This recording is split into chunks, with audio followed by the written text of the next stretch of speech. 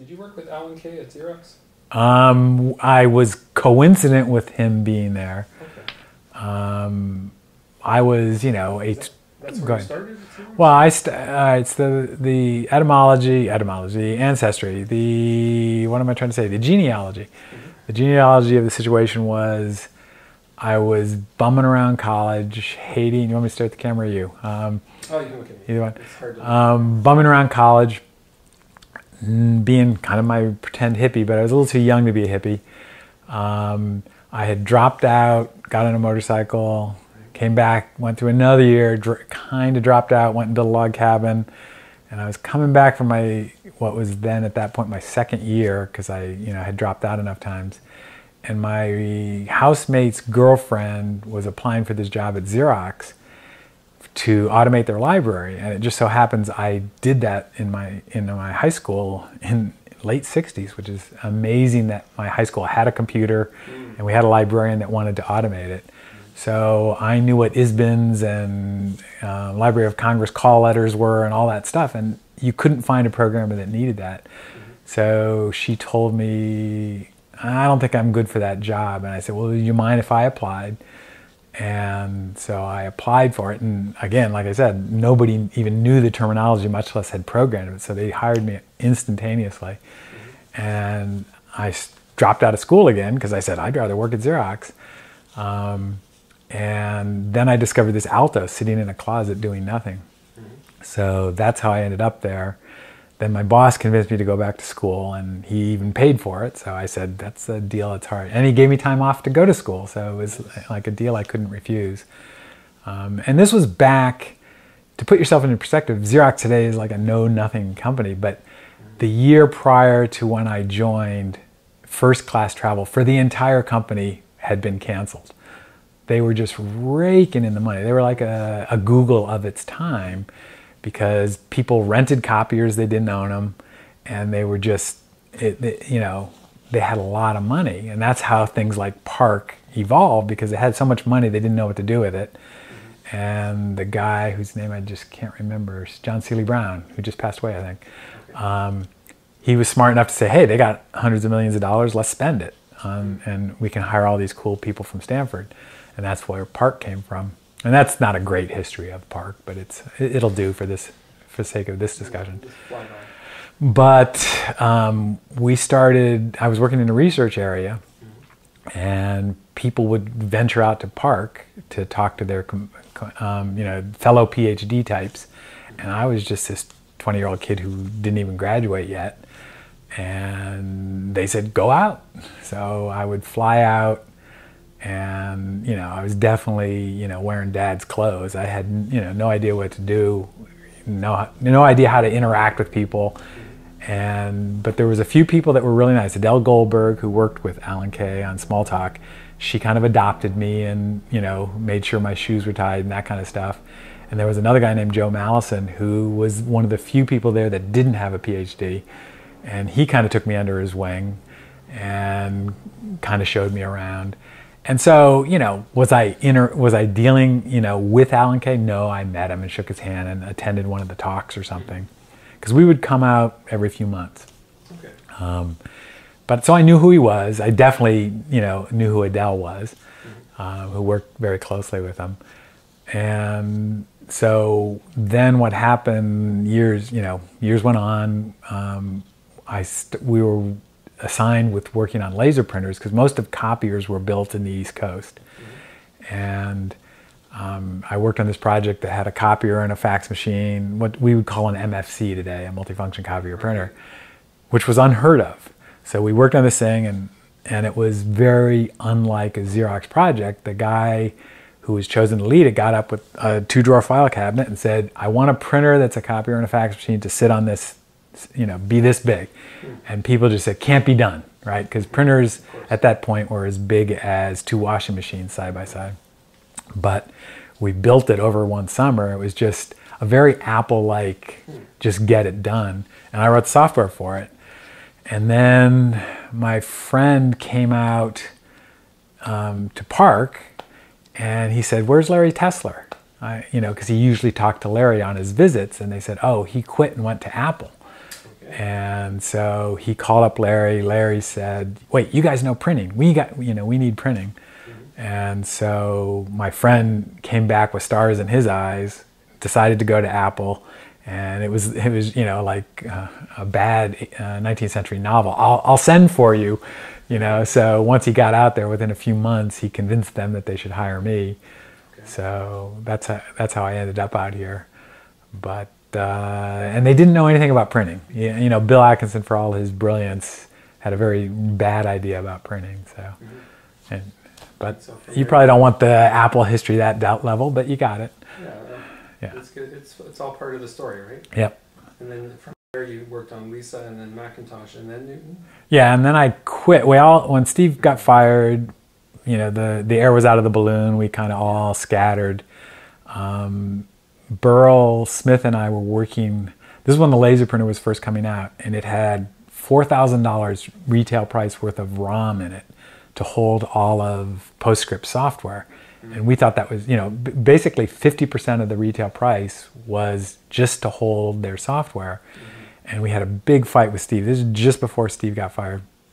We had a big fight with him, and Burl and I built one that was QuickDraw based that would have a fourth of the ROM, so it would be thousands of dollars cheaper. And we did it because we knew Steve hated it, but we still built it. And I can remember going to Steve's staff meeting, which is essentially like going to the board meeting at that time, and talking to, presenting it. And he made the call. He said, no, PostScript's the future. And he was right on that one. But when he got fired, we kind of, do we want to keep working on this? No, we didn't. And then ironically, like 2 years later, they came out with a PostScript-less printer, which didn't do that well. So Steve was right in that case. But then I was into music software, so I moved to Paris and wrote that.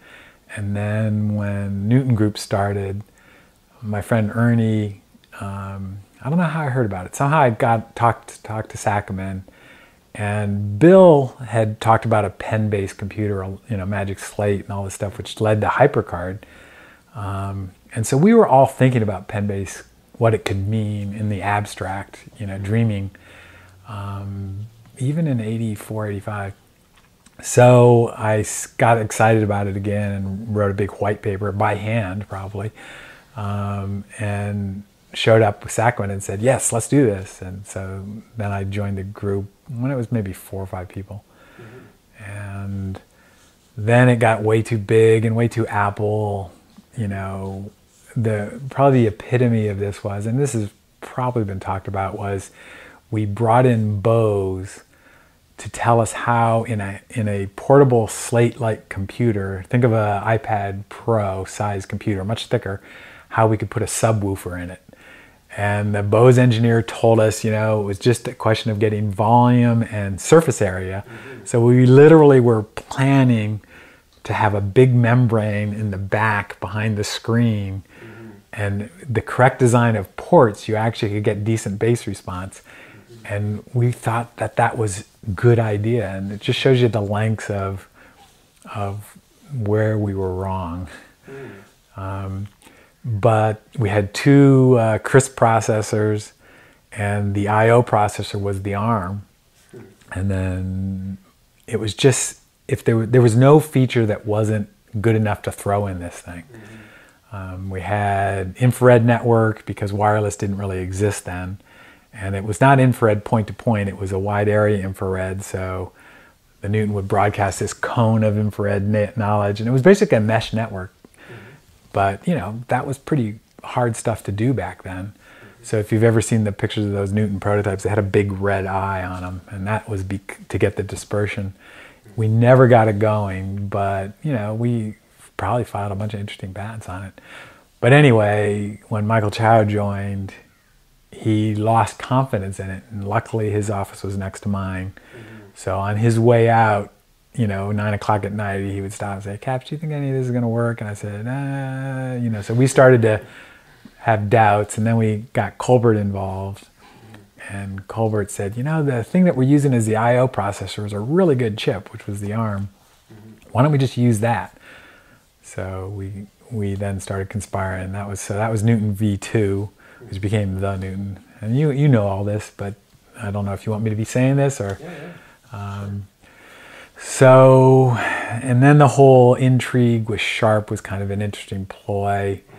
This was the whole, I think it's called karetsu. Or is that the word for death by overwork? No, that's karoshi. Karoshi is death by overwork. I think it was karetsu was the buzzword of the time, which was the way Japanese companies worked is they would basically do a cross-domain, cross-company group effort. And everybody, at this point, Japan was still a pretty big powerhouse, and they thought this was an ideal way to work. So as part of the karetsu, we wanted to, I sure hope that's the right term because I'm going to say it a few more times.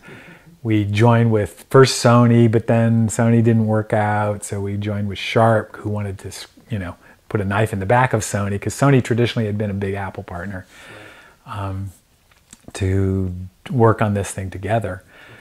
And that was an interesting thing because, as I think typical for Japanese companies, or typical for maybe many companies not Apple, the specs were a document this thick, and every single screen was designed before coded, and that's just not the way we worked. So it was a really interesting cultural non-fit. And but they did, they delivered the product and it worked, and it worked within spec. The batteries were supposed to last 3.5 hours, and they would, or whatever. But in one sense, there's no way we would have gotten the product out without doing that. But in today's world, that looks ridiculous because you could just call up any number of OEM manufacturers in China and say, "I want you to build this for us," and they will. So this was before there was that kind of turnkey operation. It turns out I designed at that point, and I haven't done it in a while, but I did electronic toys, and for low-end electronics, it was just beginning in China that you'd build a prototype, you'd send the circuit to Japan, to Hong Kong, because they were brokering for China, and literally in these dirt-floored factories, they would make your toy. And it was cheap, and so that was just the beginning of what now is kind of standard operating for consumer electronics. Yeah, I remember Made in China used to be kind of like a crappy toy sticker, Yeah. Well, what was funny was I'm old enough that when I was a kid, Made in Japan had that same aura of poorly shoddy construction, and it's evolved. It's evolved a little bit away from that. So working with Sharp was very interesting. Then, the hype machine started. John Scully needed something to hang his hat on. And he, for good or bad, picked Newton as his flagship project. His Macintosh. And the Macintosh business at that point was pretty solid. The profit margins were really nice and high. And he was considered, or he and the Mac group, Jean-Louis Gasset and those people were considered to be saviors of the Mac. Unfortunately, they didn't look over the horizon enough, or they looked too far over the horizon in the case of Newton. Another interesting thing that went on at that point is the whole interaction with General Magic. So Mark Peratt was in ATG, being a dreamer. I don't know if you ever talked to him or read his interviews, but he's, a nerd would call him a space cadet. He would make up things like, zinc air batteries, these batteries your grandfather probably uses in his hearing aid, that are incredibly, they're cool because they're light and they're small, and you activate them by pulling off this paper tab, or this foil tab, because they react. It's the zinc plus the air, the two is the chemical interaction, but they don't have any power. So Mark would get up there and he'd say, with these zinc air batteries, you just peel it off and plop it into, I can't remember what his prototype was called, or his project was called, but it became General Magic's device. And of course the board didn't know any better, and so we would get up there, because we were pretty engineering driven. We were dreamers too, but at least we based our dreams on facts. And I can remember being in board meetings where Colbert would say, he's so lying about that. There's no way you can get that much power out of it. You know, just fact after fact. You know, we'll have a color screen or this, you know, just detail after detail. And Colbert, who knew his stuff really, really well, would just be incensed. And software-wise, you know, Atkinson and Hertzfeld definitely can write some good software. So that was a different question. They could pull that off. And so it became this big competition. But what was weird is Bill and Andy invited me to be involved in their thing. So at night, I'd be over at Bill's house, and Scully would show up. And because Scully, I mean, Apple was a big investor in General Magic. And it was this weird thing. So I can remember one time we're walking out of Bill's house, and I confronted John. I said, John, you got to tell me which one you want me to back. You know, I mean, it's a little weird that I go to work and I'm explaining to you what we're doing. And, you know, and he said, well, I just don't know where, and this is before, I think this might have been before the Little Newton. Yeah, this was before the Little Newton. And he just said, I just don't understand what Newton is anymore. And so I went and made a HyperCard stack that kind of painted out a knowledge navigator vision of what Newton could be. And that's when he really started backing it.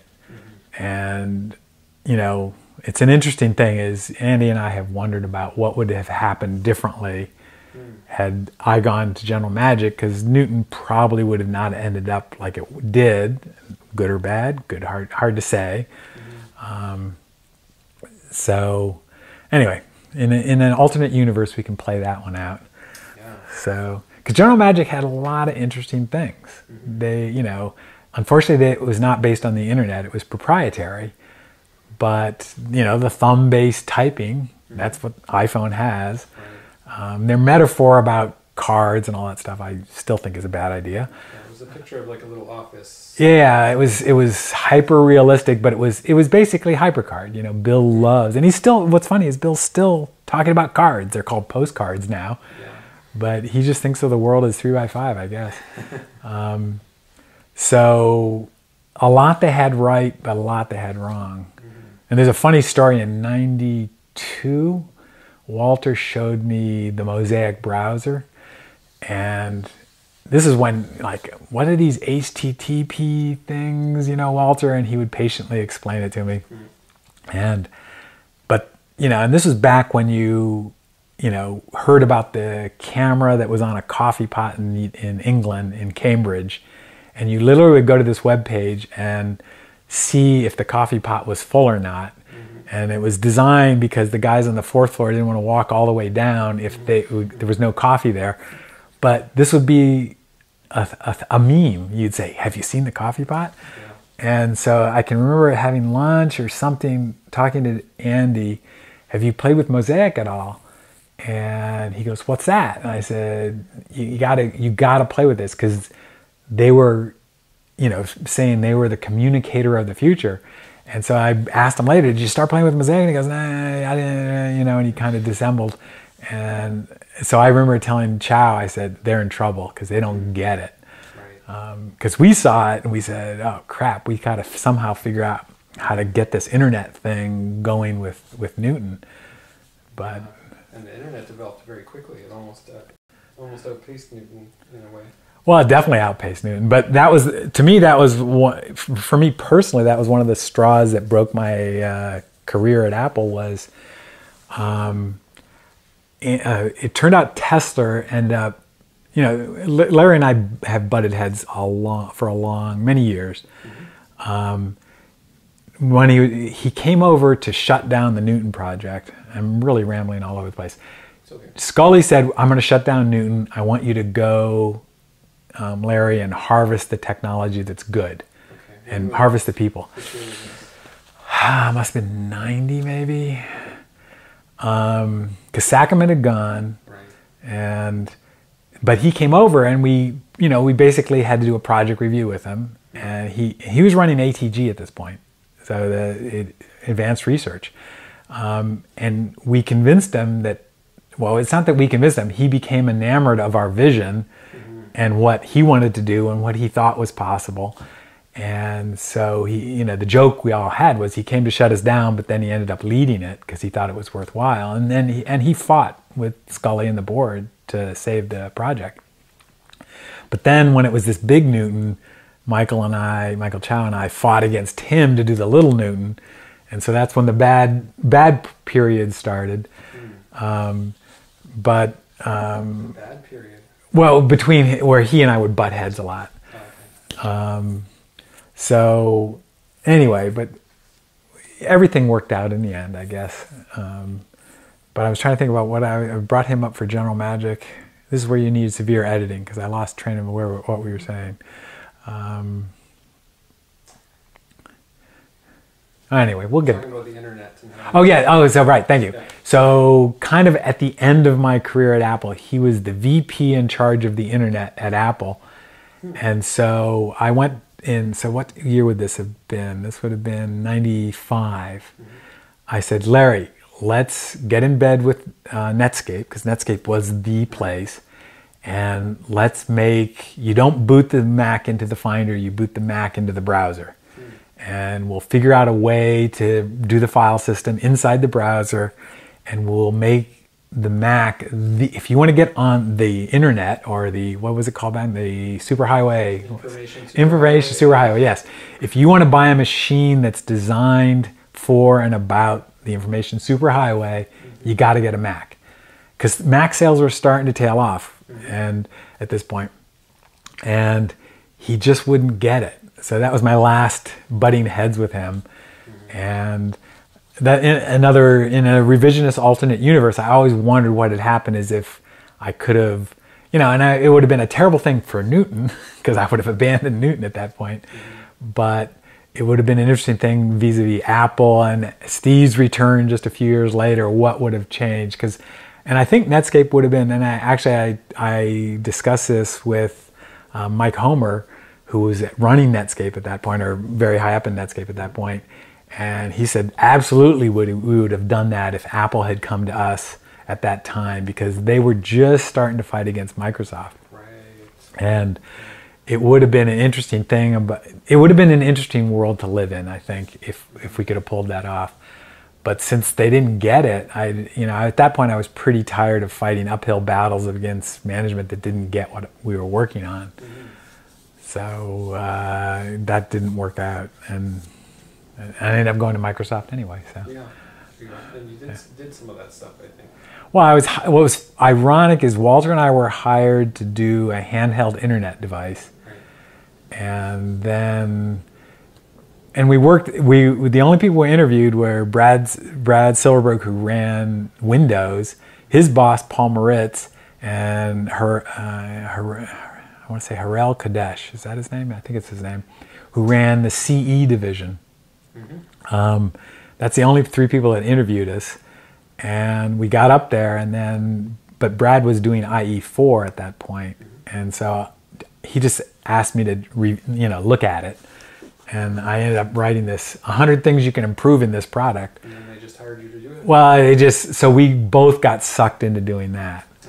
And it was good. It was an interesting experience, and what was interesting about it is I'm a competitive person, and most people at Apple are competitive. But it was then we were competing with Netscape, and watching, I was, I don't know, infamous. I would just kept on saying, if all Windows is the thing that you double click on your way to either AOL or Netscape, we've lost the battle. And people didn't get that, but then finally people started to get that. And, of course, Office was still a big thing. So, and I said they might double click Word, and that's the world they live in. But we got to make ourselves relevant here. And it was an interesting time. And so, again, talking to Mike Homer years afterwards, I said, how come you guys never put in file management to replace? Because that would have been you could have then at that point, if I were Netscape, gone to Michael Dell and said, we've got you launch right into the browser, you stop paying that royalty to Microsoft, and you can, we'll do file management. And if the person wants to install Office on top of that, that's fine. They might have to include Windows with it, but you know, they could have. And at this point, Allison was over here talking about net appliances and things like that. But it was kind of an interesting thing. And Homer said that he wanted to, but the whole JavaGator, I don't know if you remember what that was. It was Netscape Navigator written in Java that Andreessen was really hot on. That, you know, they had limited amount of resources and that won the lion's share. But this film is not about this, so let's get back to Newton. Okay, so back to Newton. Yeah. I have the original message pad here. Which you know more about than I do at this point. Well, I know. But I find that it's, of all the Newtons, I find the original one had kind of the best concept. It was like kind of a high concept sort of device. Like it was very well integrated. It had really good operating system design, a lot of really good ideas in here. Maybe you want to talk a little bit about some of that. Sure. That's one of the things that's gotten lost in all this is, and it's quaint today, but back in this era, RAM was very expensive. And Flash ROM or ROM, well, ROM itself was the cheapest, and then Flash was kind of in between. So it was a precious resource, and this is the way you thought back then, which is I have to design the entire OS. In fact, we designed the language around these constraints. And it was one of those virtuous circles where it led us to a certain design that was actually a very elegant design in terms of data structures, that you would have an object in memory that would point to its prototype, it was called, that would have some amount of behavior, and that could point to another prototype. So everything was based on something else. And this was a concept that was very I shouldn't say popular, because it never caught on, but it was known in this language called Self. And we all were fans of it. And so when Walter sat down, I did a Pigeon little language, and then I sat down with Walter, and we were going through this, and it worked out really well that you could point to a small hunk of memory in RAM that would have the dynamic stuff in it. Like, say you're filling out a form. So when you type in Walter, or wrote in Walter, excuse me, when you wrote in Walter, that would be stored in RAM, but the prompt that said enter your first name, all that stuff would be off in ROM. But since you'd point to this one object and that would point to that object, it looked to the system as one big object that had all the exciting stuff you wanted. It would have the name Walter, but it would have the prompt, please enter your first name, but it would also say, use this dictionary, because we have a dictionary of first names, not that we did, but it could. And it would have all the code that when the person writes in Walter, well, you might want to look up something and say, is that already in the system? So all the behavior, even though you had this little tiny chunk of RAM, all the behavior that you would need to implement that form was in the wings down in the ROM behind it. And it was if I must say so myself, it was a very elegant design. And sadly, its time has passed, because you don't really need to do that because memory is so cheap and so vast now. But it influenced the language design, the OS design, and it started to influence the UI design. There were things you couldn't do that you might want to have done in the UI, but because RAM was so limited that you had to constrain your design. And I actually, it's a kind of, I'm sounding too lofty here, but this forced simplicity makes the decision so obvious at times. You just say, well, then that's the right way to do it. And it was, like I said, it's I think one of the overlooked contributions that I wish, it's probably not applicable to too much today, but it was underappreciated at the time, and I still look back at it and say that was a cool thing we did. And it's not like we were geniuses. We stumbled across it. We just sat down and said, well, this is what we want to accomplish. What's the best way to accomplish it? James mentioned that, James Jokin Yep. mentioned that since it was, the file system on the Newton was a database, I don't know if this is Yeah, this related. Yeah, this is also right. but it was very easy to, if you wanted to change the behavior of the address book, Yep. you could easily do that, which is something you can't do obviously on an iOS device. Well, it's interesting. I recently I had a chat about this, which is everybody was much more trusting and naive back then, but we advertised this as a feature that you could install a piece of software and it had full access to the address book. Well, imagine that today. I mean, spam obviously existed back then, but barely. But that's kind of laughable today. But on one hand, in the hippie, how the internet was made, kind of the 60s counterculture that computers came from, it makes perfect sense. If I'm writing an astrology application, why should I have to invent the database that keeps the people in it just to store a field that says Virgo? And the time and date of birth, which would be the 2 additional data items you'd need for an astrology app. Well, actually, you wouldn't need the Virgo. You could calculate it, but say just the time and date of birth. Probably location, I think they need too. So longitude and latitude of birth and time and date. So it's so hipster-like to say, or hippie-like, not hipster. That's a little different thing. I gotta get my man bun on here. So it's so hippie-like to say, yeah, you should just add those fields to the one and only names database, and we all live happily ever after. And same thing with, let's fast forward to Snapchat. Why should there not only be one contacts database, and Snapchat's friends should be built on the same friend database as Facebook friends? And that was kind of a driving force behind it, that you wouldn't have to reinvent wheels. And like I said, from a security standpoint, it's pretty unmanageable. But in today's, the opposite of rose-colored glasses, knowing what we know today is probably unmanageable. But it would have been interesting had a big platform caught on. Maybe that would have evolved into something that was a little more interesting. Do you think Newton would have survived if it had kept that all the way up to the iPhone? That's a good question. I mean, obviously, it would have run into security issues. I mean, Apple obviously took a different approach than Android did in terms of managing the apps. And, I wonder, I'm curious how they know an app isn't doing anything nasty. Because, if you know how to jailbreak a Mac, an iPhone, you certainly know how to, and maybe there's obvious things they can prevent some malicious piece of software, but I don't know. I think it would have led to innovation much more quickly if we had had critical mass of developers, which we never got to. Right.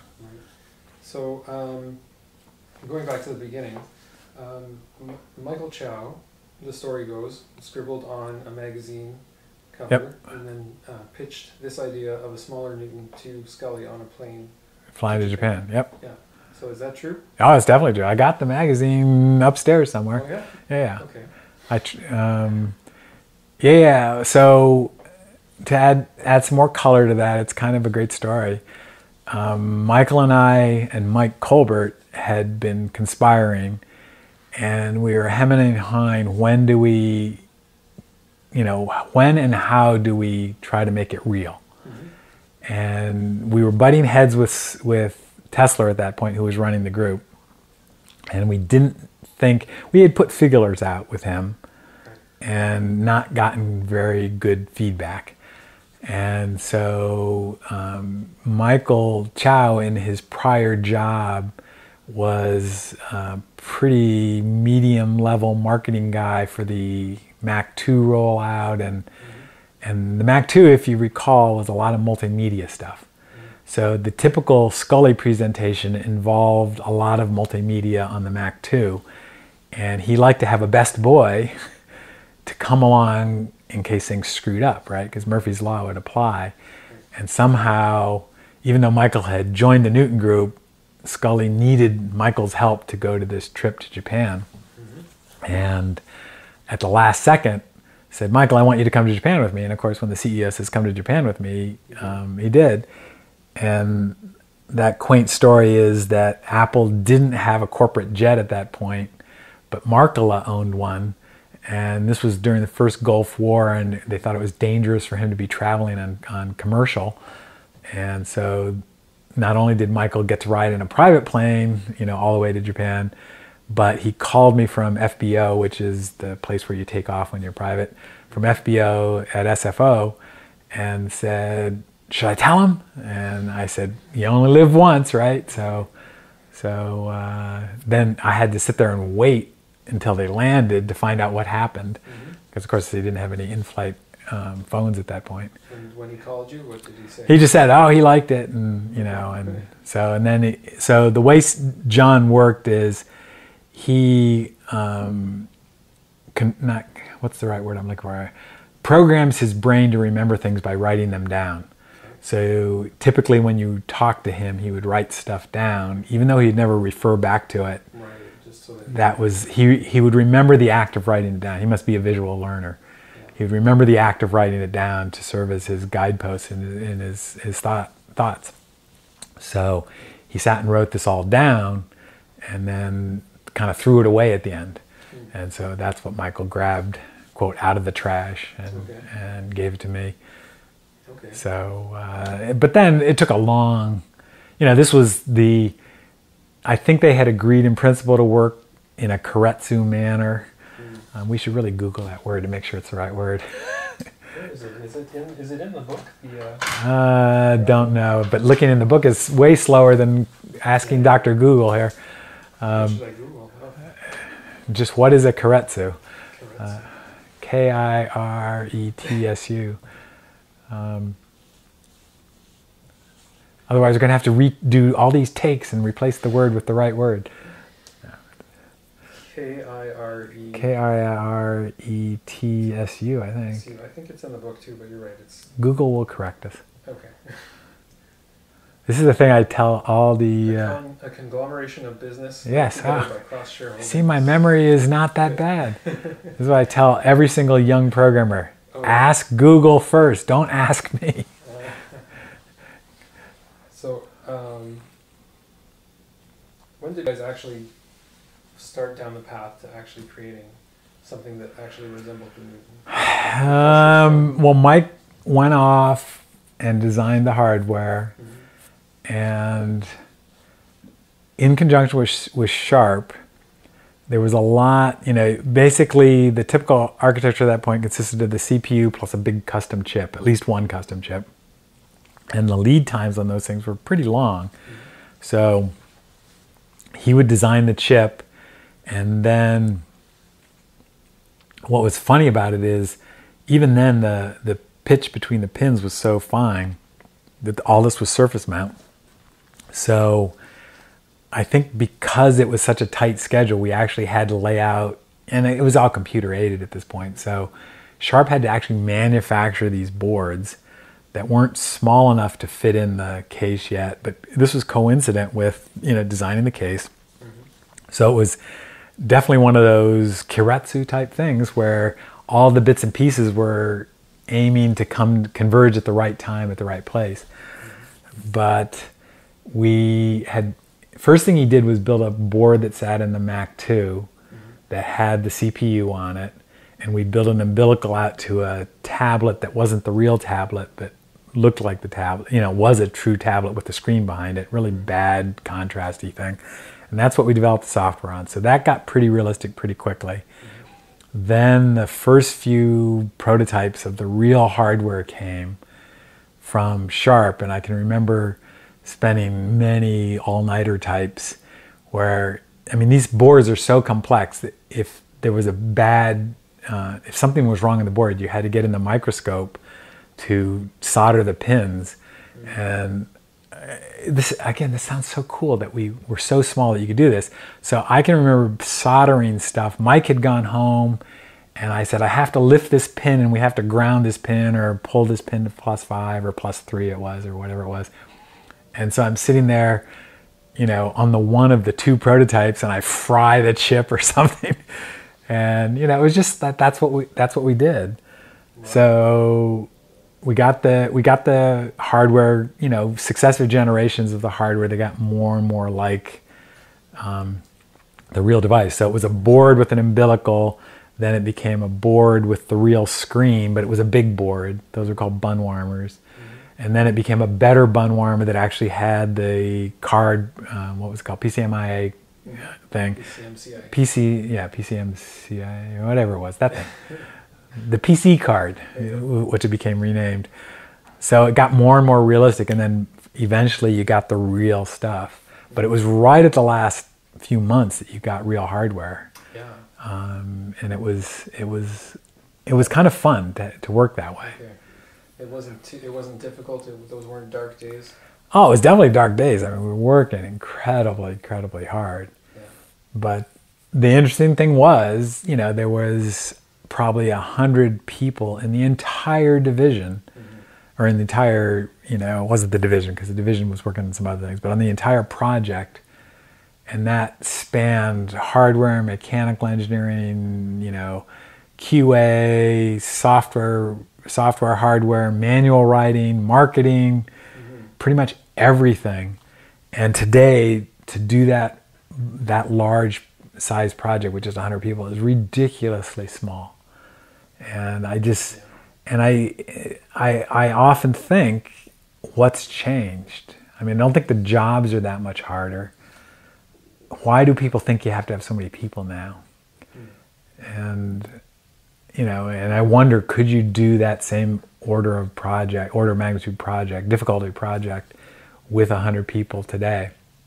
And then every so often, you know, some really cool piece of software comes out that one guy wrote, so it happens. But at Microsoft, you know, 100 people would just be the QA for just a browser. And you know, there'd be 500 people working on a browser, and you just think, how could that be? And that was one of my litanies at Microsoft, was if, you know, for the people in charge of designing the project were all these program managers, and you'd have one guy that was in charge of a menu, you know, in the browser, and another guy would be in charge of another menu, and they wouldn't talk, and I'd say things, well, these things obviously don't make sense together. And they would say, well, how would you expect one person to make sense of the whole project? And I would respond with, well, you're expecting one user to make sense of the whole project. Therefore, you better have one designer who can understand the whole project. And it just didn't work in their mentality. That was one of the differences between something like Windows CE and the Newton OS too, was that it was very much designed around the user. Yeah, well, and it was designed by, you know, it would, you know, for version 1, it was Michael and me just sitting in HyperCard, you know, whacking these screens out. And the other thing is nothing, I tell this to people that want to know secrets to UI, I just always say your hand is smarter than your brain. So you got to get the software going, and you start using it, and you say, oh, why do I keep trying to click on that thing? And just listen to your hand that, oh, that should do something, or that's not doing the right thing. Or you click on something and you can sense it in yourself. You go, oh, that's why I'm doing this. And then you say, well, think about that when you don't know what you're talking about, how surprising that little bit of surprise you had is 1,000 times worse for a beginner. So you have to just use the stuff and refine instead of doing specs and stuff like that. Just build it as soon as you can and then live it.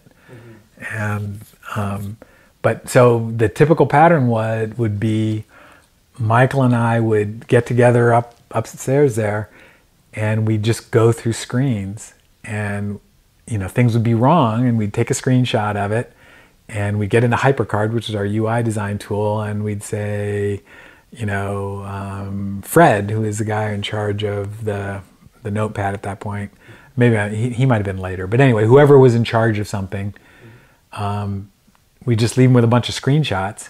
And Marge, who did the artwork, Marge Boots, we would say, we think it should be this. And so every morning everybody came in, and that's what they got, was an email with, you know, a bunch of HyperCard stacks in it. And then in my case, I would then just stay up the rest of the night because we'd get excited about something. He'd go home to sleep because he had to go to meetings during the day, but I didn't. So I'd then stay up all night coding what we had just talked about. And that was just every day. So it was just a very, very fast cycle. But the two of us understood the product. I mean, we understood every single screen in it. And that's how I think you get a good project. I mean, a good product. I've often said there's only one director of a movie. There's not, you can't have multiple directors. And I don't know if people would do that today. So you guys were the directors then? Yeah, he and I, Michael is much better at understanding what the Sharp organizer did and what the competitive, what from the marketing perspective, what the minimal deliverables were. And he's got a great design sense too. So we worked very well together. And then he left, and then Joseph Antonelli and I did that for version 2, that every single night we'd be up there going through the design. And again, it's partially because I'm a jerk, but half the time you wouldn't even give somebody a screenshot. You just check out the code. And this is the Apple's, and you should talk to those people because they probably hated it. But I loved it in terms of you would suggest, hey, I think the font here is wrong. You should do this. And if the person didn't do it after a day, you just check out the code and do it. Right. And you fait accompli it. And, you wouldn't file a bug. You wouldn't... Right. You wouldn't go through any procedure. You would just say, hey, and people got it because the project was more important than any individual. So, and everybody had this built in, we want this project to be as good as possible. And that certainly didn't happen at Microsoft. And I wonder if it still happens at Apple today. Andy Hertzfeld ended up at Google, and what was weird is there was a glimmer of hope there. So I said, how big is the Google Maps team? And he'd say 20 people. And I said, really? That's cool. And then and this was many years ago now, how big is this team? And his answer was always, 15 people, 20 people. And so I would kind of say, well, what are all these other thousands of people doing here? But I think in the early days, Google was definitely like that you had a fast team and they understood it. And that's why, Google Maps might operate slightly differently than Photos or whatever another project that was ongoing to that point. And the Newton too. I think that you guys must have infused it with some of your personality, because there's a lot of personality in that device. Yeah, we wanted it to be fun. What was funny is General Magic was coincidentally doing that very hyper realistic thing, but we always felt they were too cute. But we didn't want to, and so it was. You had the Sharp organizer on one end, which was Joe Friday, just the fax ma'am, and then you had General Magic that was too cute, and we wanted to have some amount of animation, some amount of fun in the sound effects, but not enough to get in your way. And there's an interesting stories about that. Like the first time I did the effect where it crumpled up the paper and tossed it in the wastebasket, I felt it was too cute, but people really loved it. And you'd give demos to people and they would say, do that again, do that again, do that again. And you'd be sitting there throwing stuff away. And I had this same experience with the Finder on the Mac. It got too slow. And so I kept on speeding it up and speeding it up and speeding it up, because that's the problem with these things. And then you also have to make them asynchronous. You want the trash tossing to happen. You can still click ahead and start doing the next action while the paper is still flying through the air. So as long as it never got in your way, it seemed to be okay. But I pushed very strongly for having what we call today a Comic Sans font. I like that. I'm just a frustrated architect wannabe. Architects have great lettering. I wanted to have that hand lettered appeal to it. And I think the person, I forgot her name, who did the font, she did a great job getting, kind of a Comic Sans font that I thought gave a lot of personality. Just looking at it, you saw that, even in a static screen. Okay. But the other part of the personality was that we did lose that, I still think maybe we should have pushed, was the device is smarter than we are.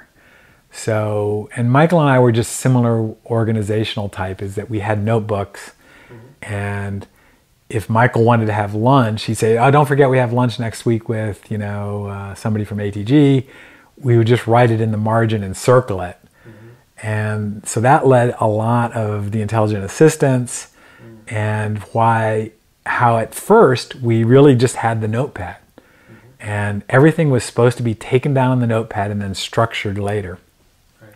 So if somebody said, hey, send me an email, here's my email address, or give me a call, here's my phone number, or let's have lunch next week, you would just write it down in your notepad, and then you could say, oh, put that in the calendar later. Or even better yet, it wasn't smart enough at this point to say, hey, I recognize you wrote an address, do you want me to add that to your address book?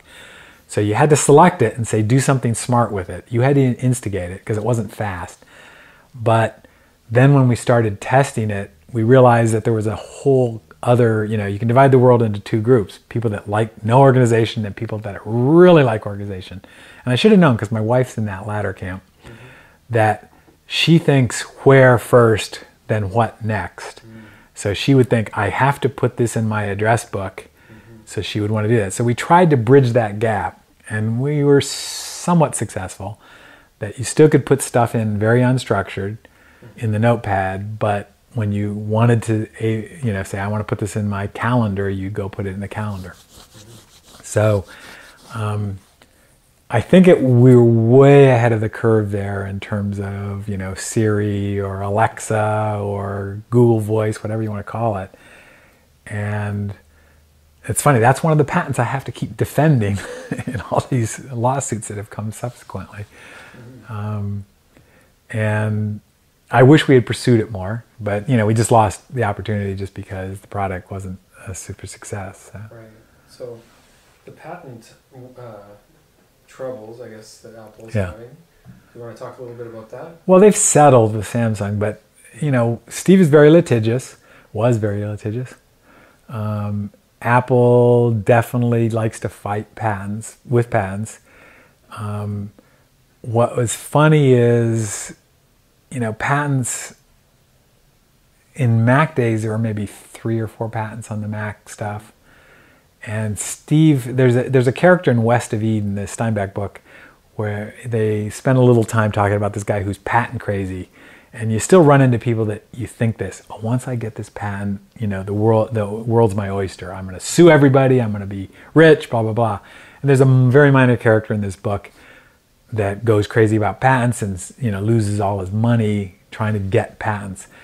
And so they weren't super important in the Mac days, but Steve definitely had a little bit of that character that, you know, he thought that the patent for regions, which was the underpinning of QuickDraw, the graphics package, solved all his problems, and it was kind of a big yawn. And then they had a patent on the pull-down menu.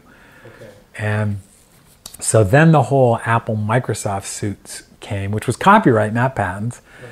And they cross-licensed their patents at this point anyway. So, but anyway, later on, as time went on, people thought you had to patent everything.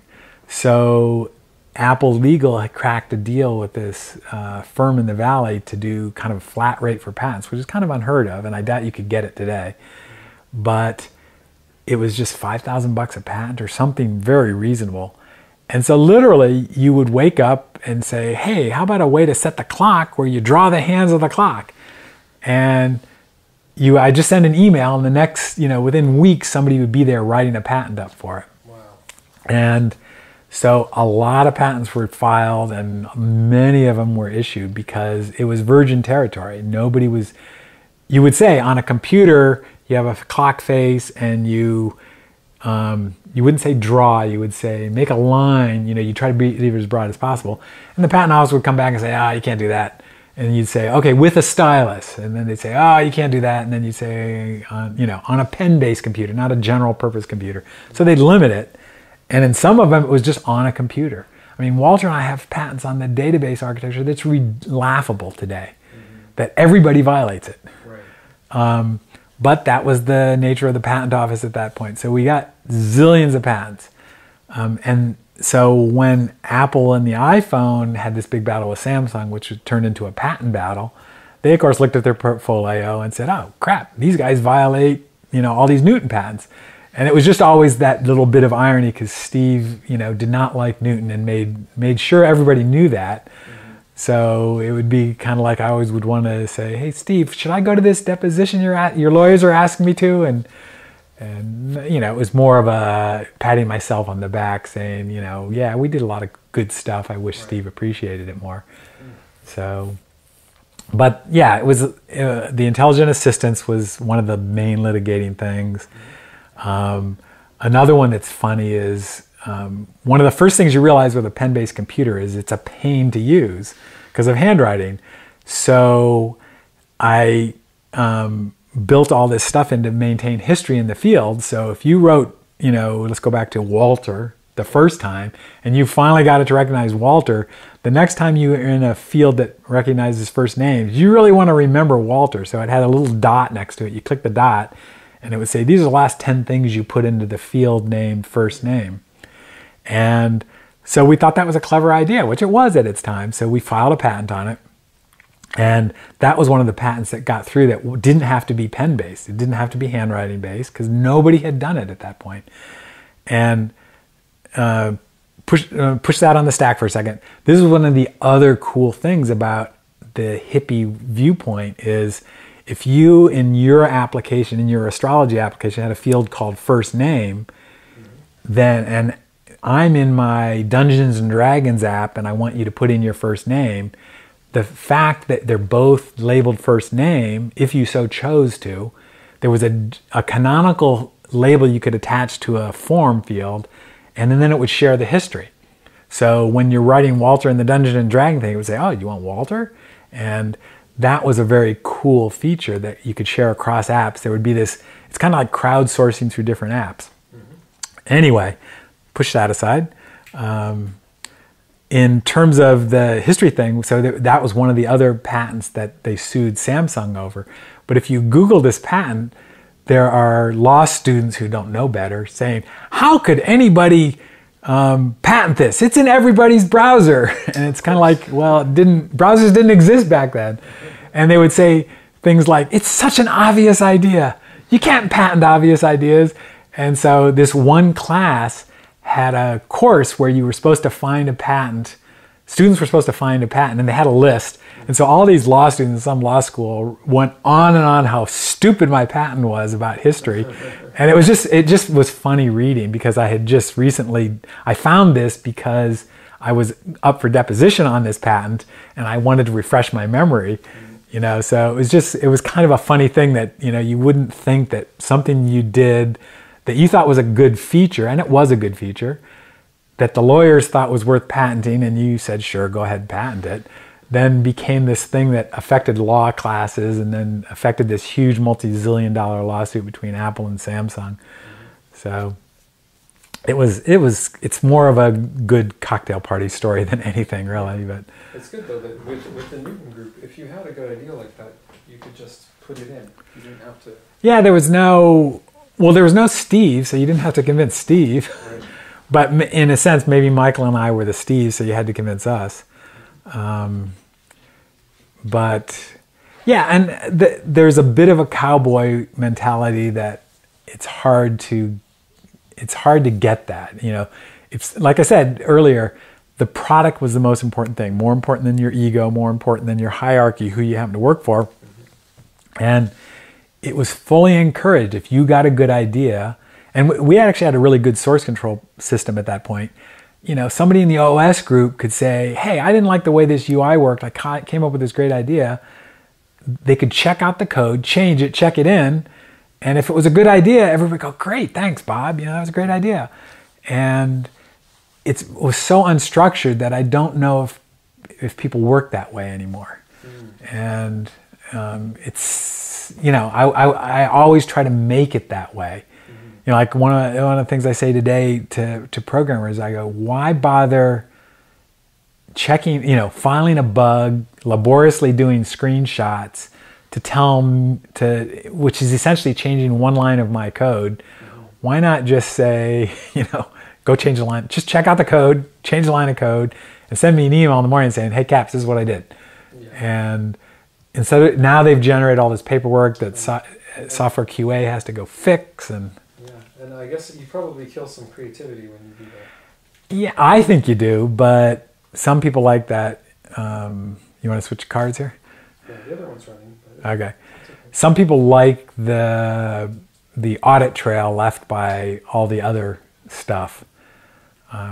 Speaking of that, the interesting thing is, from what I understand, Apple refuses to use any new modern bug tracking thing and uses Radar, which is the exact same program that we used to use, which was super advanced in the 90s when we used it.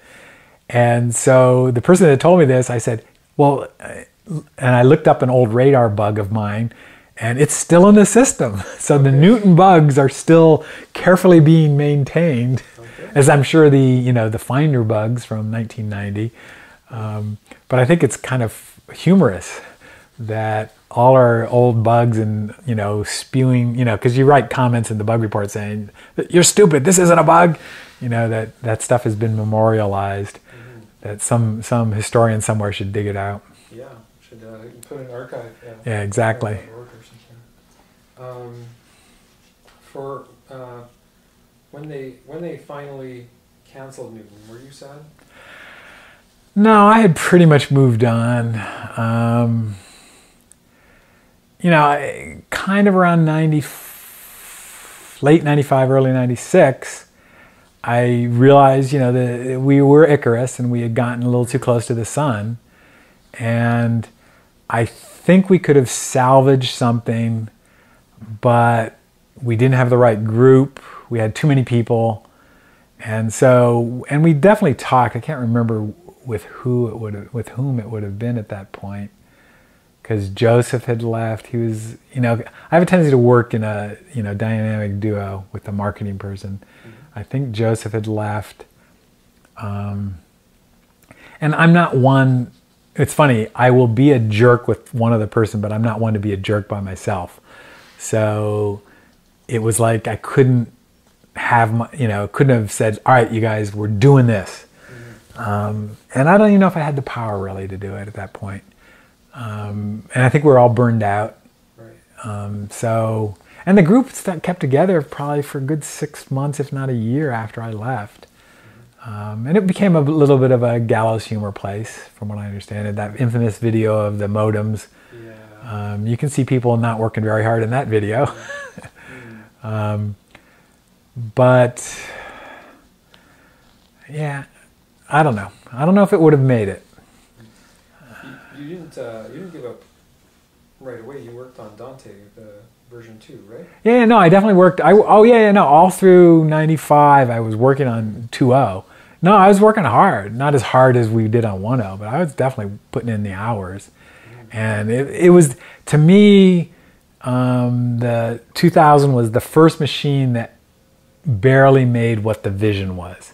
Because the handwriting was that much better. It was a much faster chip.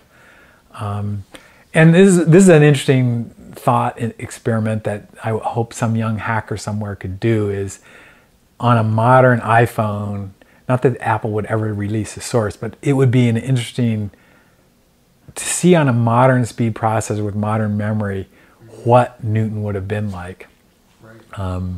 I think, even as is, I think it might have been interesting, because one of the interesting things about handwriting is when you screw up, if you screw up quicker, if you can screw up instantaneously, it's a much better user experience, because you write, and we used to joke, is by the time you get down to 10 words, you realize it misrecognized the first word.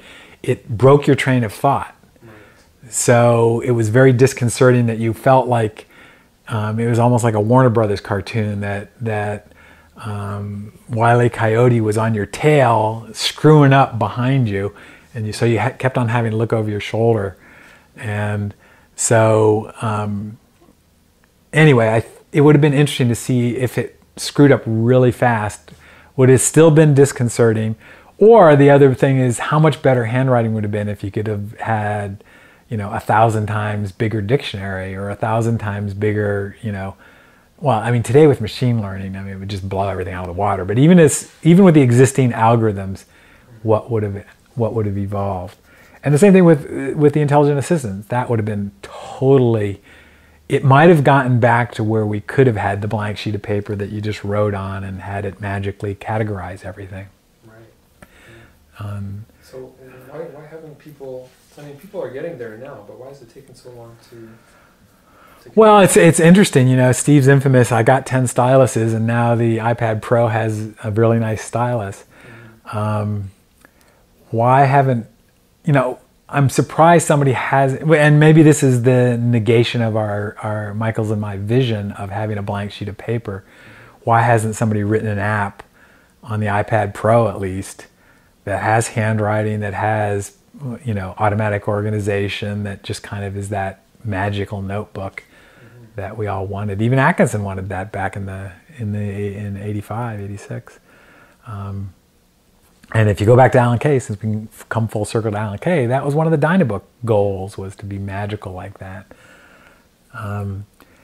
And could you have taken that open free-form database that's shared between apps and put the controls in it to make it so it was secure and the permissions were set up correctly, so you wouldn't be losing your address book right and left? You know, that would have been an interesting thing to pursue. And, you know, it sounds heretical, but like I said earlier, if Snapchat's concept of people were shared with Facebook's, were shared with all the apps, had a shared concept of people, you got to ask yourself, would Facebook even exist? What is Facebook? Right. Yeah. And you have to also ask yourself, would it have evolved to be something even cooler? Because the ante to do a social app is you essentially got to do a contacts app, and then you add one little dinky feature. Oh, these are messages that instantly disappear. And everybody has a different play on how you invite people. And that's there's an interesting thing I remember reading a year or so ago of the, I can follow people with their permission or without their permission, and the whole social dynamics, which ironically Walter and I played with a lot at Microsoft, but it never went anywhere. In terms of granting permissions, you know, if you're my good friend, hey, you can see my music, you can see my photos, you know, you can see everything. I mean, or put it this way, you're my spouse, you can see everything. You're my good friend, you certainly can see my music and you can see most of my photos. You're an acquaintance at work, you can see my calendar, you know, and having these social interactions built in by labeling what the people were. That was something Walter and I spent a long time thinking it through, and again, we were a little bit ahead of curve there. Right. But if you take this world where you had this hippie database and people solving these interesting problems, it might have been an interesting evolution of what computers have been. And the thing that, going to the iPhone, the fact that the iPhone is so app-centric just still kills me. That we made a pretty decent stab at, well, in the original vision, Michael and I wanted no apps. We wanted one app, which was the Notepad. But then we got back into apps that really worked well together and were written by the same people, so they actually acted the same way. But you know, we really tried to avoid having a big drawer of icons, even though we ended up with it. We fought that so hard. And now that that's the home screen on an iPhone, just at least on the Newton, it wasn't the home screen. You had to open the drawer and get out a tool that you wanted to use. So that whole app centricity versus data centricity, which I now say, and this is what I made my career at Microsoft, my not so illustrious career at Microsoft out of, is people centricity. I think people are the thing that's important, not applications. And in my alternate universe where I'm king, that definitely is where we would be. And that's what I was trying to get the Android guys to do. And they kind of believed me, but then they chickened out at the end. So, you know, so I got a bunch of alternate universes that I get to explore in my next lives to see what happened. Shoot, there's something else I wanted to ask. Oh, James and Larry, who I talked to previously. Tesla? Larry Yeager. Larry Yeager, okay. Larry Yeager asked me if I was interviewing you, and I said yes, and he was like, Yeah. yes. And also James was telling me that you're one of the people who can go into the machine code, but you can also go all the way up the user interface and change the aesthetics. Yep. And so that makes you a dinosaur. I was going to say integral, or like kind of a part of the heart of the whole project. Well, yeah, and that's the role I ended up doing. And you know, and I think that's, I mean, Steve couldn't code, but you know, pretty much to a person, not to a person, most of the people in the Mac group and a number of people in the Newton group were definitely of that ilk, where you get down in the bits.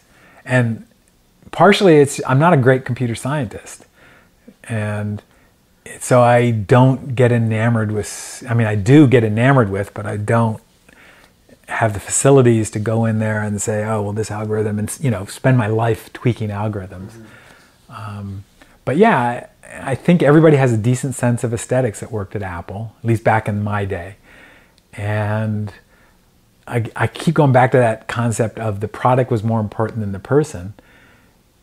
If somebody said, I think this font is bad, or somebody said, I think the ligature between the T and the I is bad, you didn't think anything of it. You know, it's not like that's the font person's job, you know.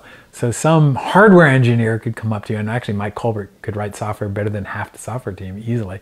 He might say, I think you could do this. And we'd say, sure, Mike. Yeah, let's do it. But yeah, I mean, but in my current company, people don't like my sense of design, so I don't get to do that. And I do miss that ability to just go in and change the code to fit the vision. And like I said, it's always in a binary star. So Chow and I would say, hey, what happens if we move this icon over and let's make it a little cuter or make it a little less cute? We both would fiddle with the bits, and then we'd hand it off to Marge, and Marge would actually make a good version of what we did. So we sketched it essentially. Or we might, you know, say, hey, these icons are overwhelming when you get a whole row of them. What happens if you do this? And that was I really enjoyed working with her in that sense, is you would give her half an idea and she'd give you 20 flavors of it back. And that has been the best experience. She was not a UI expert. She was not just an artist, but it was just this, it worked really well with us. So then the next night, Michael and I would go, this is what Marge did. Oh yeah, this one's good.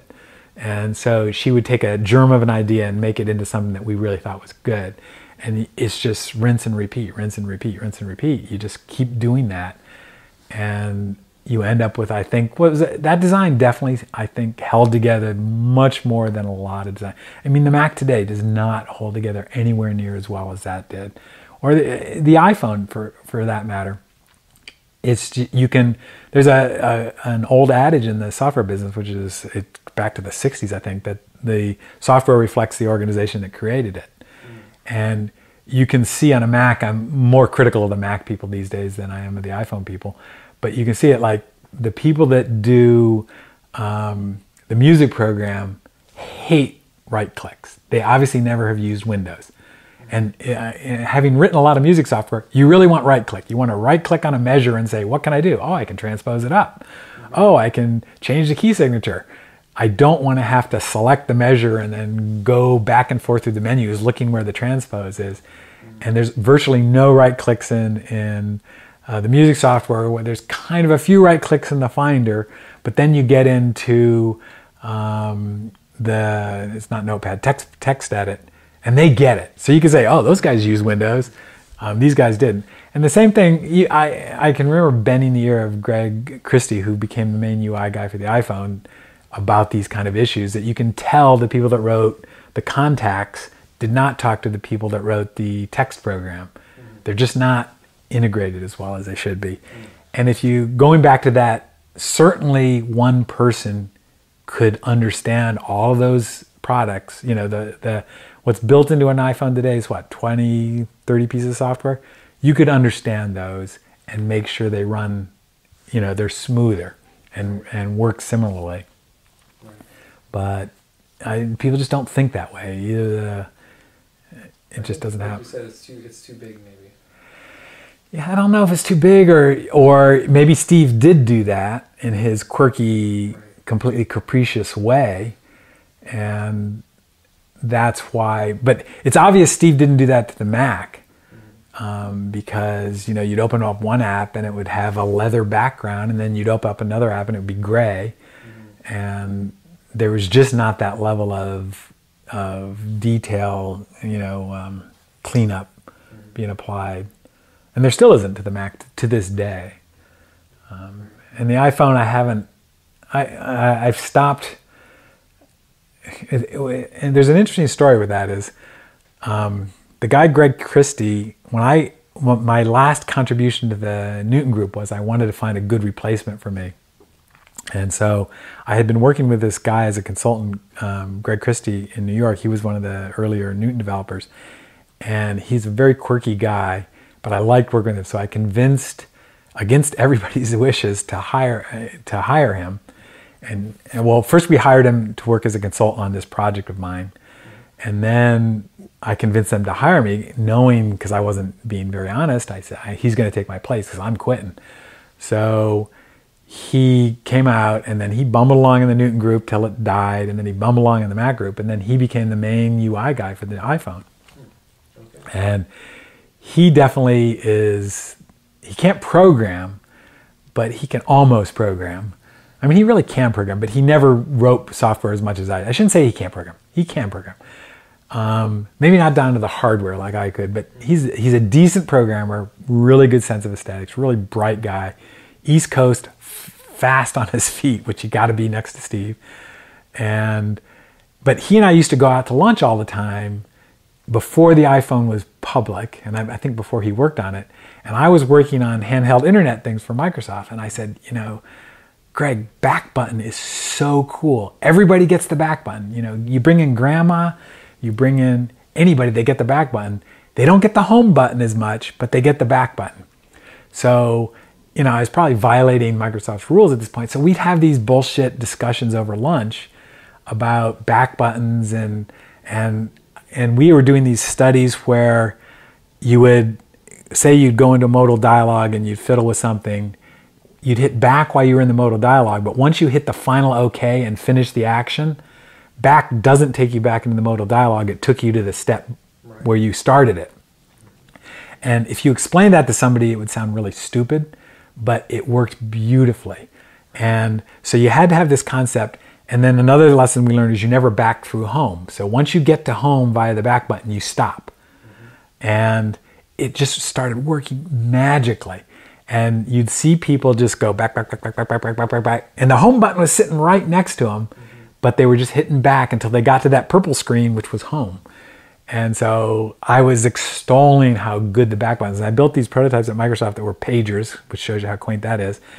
Handheld pagers. And so a small device that had one button, which was the back button, that was a decent UI, the same UI that would be on a handheld like a Newton, that would be the same UI that would be on a desktop. And I was super excited about this. And I would relay this to Greg, and then he disappeared. We stopped having lunch, and I moved up to Seattle too.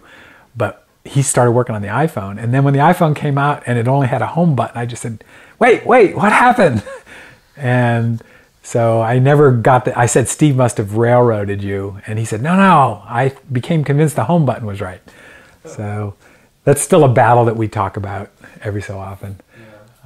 Well, there's still a back button on the screen in a lot of apps. Well, that's the problem. It's not in every app. And that's why. And he says, well, look at Android. It has both. And people get confused. And I said, well, Android has both. And the question is the subtleties of the back button. You have to, this is early Android. I don't think they have the back button anymore. But they had a hard back and a hard home. And I guess Steve's edict was you only have one button, which sounds like a one button mouse, right? But again, in some other alternate universe, we can fight that out. But for a long time, I swore I was going to do the screenshots of an iPhone but with just a back button, not a home button, and show you how much better it could be. And give it to Greg, but I never did. I just got too lazy because it's too much work. Yeah. And now they've won, right? So to convince the user base that, oh, that home button that we're overloading with Siri and all that crap now is wrong, they would, that boat's left the dock. So. Yeah, I sometimes activate Apple Pay or Siri or yeah, exactly. Else, Well, remember how I said earlier your finger's smarter than you are? Yeah. Watch how many times you do the wrong action. Like that, the pressure sensitive screen now. I'm sitting there thinking what I want to do next, and all of a sudden it goes into a different mode and my screen blurs. And it's just like, that's exactly the wrong thing. Because I've lost my context, and so. Well, we'll see. Maybe some features won't survive. I don't know. Well, yeah, and that's the hope, is that unfortunately the tendency is for people to only add features, not subtract. Right. And that was one of the contrast Microsoft versus Apple. In Mac days, I can literally remember Bill coming in, or Bruce Horner or somebody coming in and saying, I got rid of a menu item. I realized that if you do this, then you don't need that menu. And we would be excited, oh, that's great, Bill. It was like I got rid of a feature. And no, you didn't get rid of the feature. You got rid of having to explicitly make a menu for that feature. And it was like something to celebrate. And nobody thinks that way now. If you supported, there was a headline just today that Microsoft is finally getting rid of Paint. And it's kind of like nobody can get rid of anything. Yeah. It's just so. Well, and for me, I use Final Cut, Apple Final Cut. Yep. And they got rid of the old Final Cut. Yep. And brought in a completely new one that had almost none of the features. Right, and now everybody went berserk, but it actually was the right thing to do, because the new one is. Once you get over the hump. Yeah. Yeah. Well, it's like Apple changing the direction of scrolling. Yeah. A couple versions ago. It was kind of the right thing to do. Well, yeah, yes, wiping the slate clean is the right thing to do. Mm-hmm. At some point, you're right. And you still scroll the other way. No, I like I don't, but most of the people I know who are my generation, the first thing they do is configure it to be the old way. Right. So, but no, I'm not smart enough, because that sounds haughty. I'm knowing that your brain will rewire itself very quickly. Amazingly fast if you just give it a chance to. It's like if you've ever switched between Windows and Mac, the position of the control key is wrong on, different on both machines, and you get over it. But right clicks is definitely something that I always have a 2-button mouse, and I always will right click, because I just believe it's a very powerful concept and this is one of my standard spiels, is Microsoft never gets credit for this. They were the first people to really push the context menu, and context menus are a brilliant idea.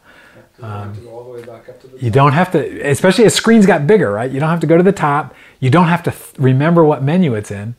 And what was funny is watching my daughter grow up, she actually didn't even remember any of this.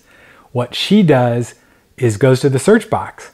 So when you say center that, she goes up to search and says center, and it goes to something that points out what menu it is, and then she clicks it. So to watch kids of her generation, I don't know if she's typical, but I do that too. Yeah, it's like a more complex keyboard shortcut almost. Yeah, it is, and she's an excellent typist, which I'm not. So for her, that's considered faster, which is funny, because, and this is less Newton, more just general computing. We built prototypes of that at Microsoft, and it failed miserably. And it was funny. And what it was is the Google and searching's power hadn't taken over yet. But we absolutely built I wish I had it. In fact, I think there's a computer around here that does have it on it. This prototype that the address bar was your search bar, but it was also your command bar. So from the same address bar, you could type, www.yahoo.com. You could type, what's the temperature in Nome, Alaska. You could also type, how do I send her this text? And it knew what you meant. Right.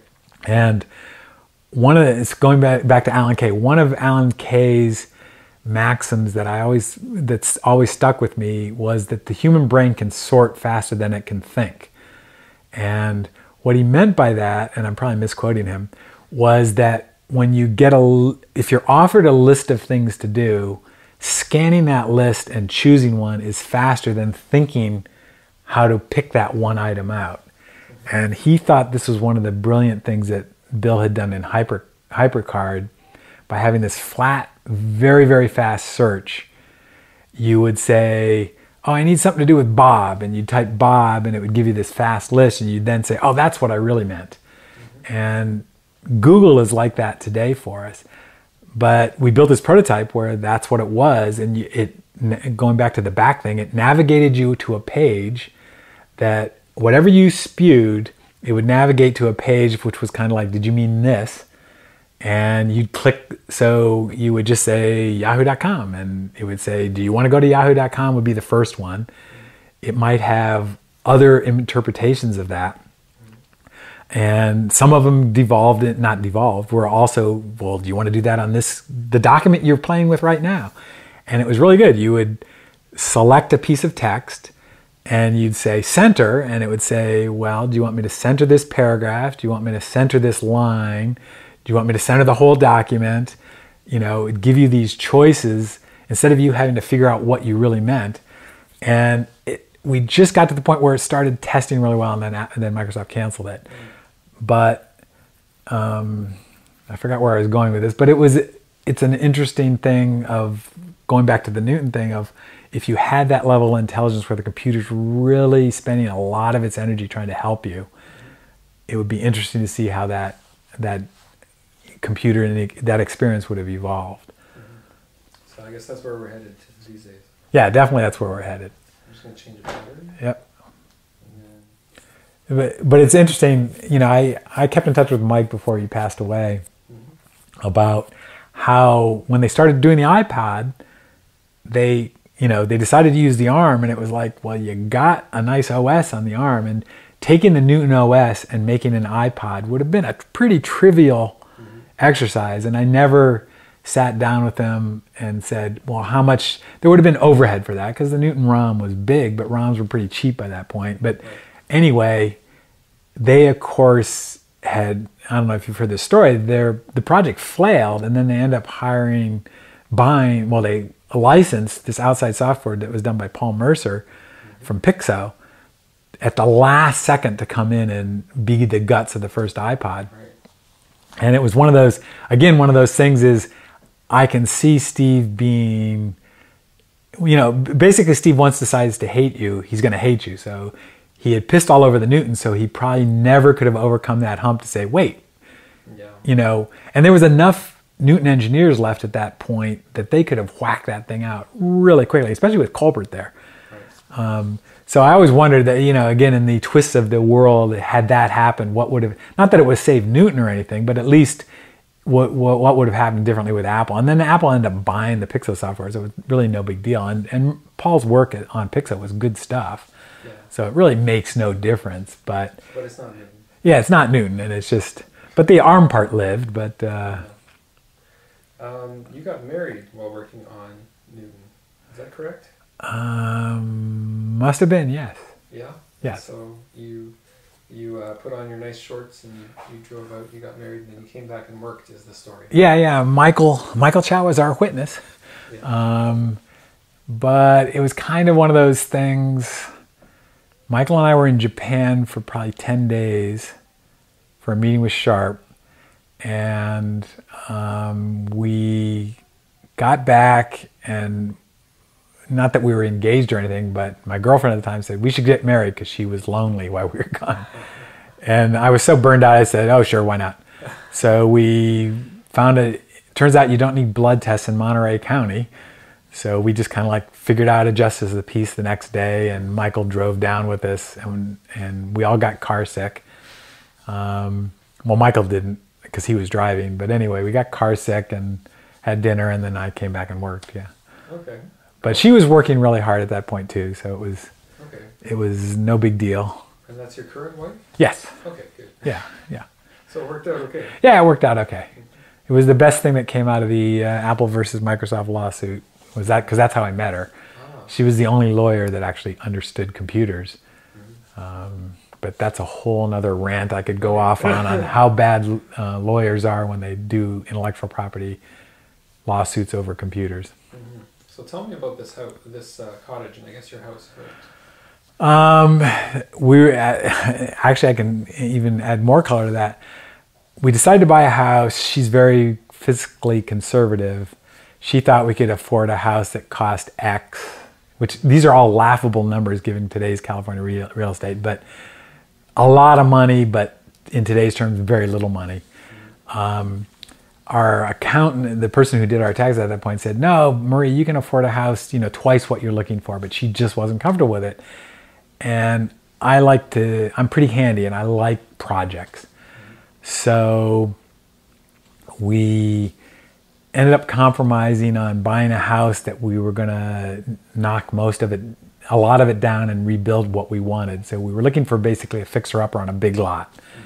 And we had found one, and that's our plan. But then this was an era where money happened to be tight at this point. So you went for a loan, they wouldn't, you had to put a lot more than 10% down. So we wanted to get a loan for maybe $300,000, and the people said, "Well, you're gonna have to put $50,000 or $60,000 down." And Marie and I looked at each other and said, "Well, if we're gonna put that much money into the house, let's just go get a better house instead of going through this hassle." So we had already bought the place, gotten plans to do all this work, and then decided we didn't want to do it. So my buddy and I basically put the house back it was really a fixer-upper. It had leaky roof and everything. So, and again, this is the insanity of pre-child being young and being insane. I'm working probably 100-hour weeks at Newton, but then I'm working all weekend gutting this house and putting up drywall and rewiring it and all this stuff. But it was actually a very good therapy. Ripping down plaster walls is probably one of the more satisfying things you can do, because you get insanely dirty. And this is a traditional plaster wall, not drywall. Okay. You get insanely dirty, and it's just great catharsis. So I ripped the entire house down from the inside, and we rebuilt it. But we ended up saying, all right, we're going to put this much money into a house. What can we afford? So we could afford the next notch up. And then we saw this house, and it was the next notch up, which we could easily afford, because she was a lawyer and I was getting paid a lot at Apple. But as it turned out, we didn't have what we needed to pay for the down payment. So I went to Apple and I said, "Hey, Larry," and this is when I was on really great terms with Larry. I said, "Larry, can you guys loan me this money?" And within like 24 hours, Apple said, "Sure." Really? Yeah, here's, we'll loan you a couple $100,000 in really good terms. And you had to pay it back pretty quickly. Yeah. But they were paying me enough that I could do so. But I was grateful for them, because we lucked into this house. And you paid them back by having people work here? Well, indirectly in that. No, but it was just, it was an aggressive loan, but it was like an interest-only loan thing. So, within a couple of years, I had to turn around and pay them back a couple $100,000, but we could afford it by then, so it worked out fine. But it enabled us to get this house, and that was my pitch to Larry. We're working our butts off on Newton. If I can move into this house, I have no hassles. And indirectly, people ended up working here. But Larry was smart, and I was a valuable employee. And Apple had a ton of money at that point, so it all worked out. And I was grateful for him going to bat for me at that. And I still am grateful for him, because this is a great house. So the cool story about this house is, in World War I, this guy who built the house used to come up here. It was a vacant vacant hill, and did with his girlfriend. And they came up here and smooched, as they would back in World War I, and said, "Someday we'll get married and build a house here." Well, it turns out he did. And in the 50s, he retired. He was a petroleum engineer, but he was this amazing Renaissance man, and he was an inspiration. I really wish I could have met them. But he and his mother would travel to Peru and discover plants, be the first person to classify these exotic plants in the Andes.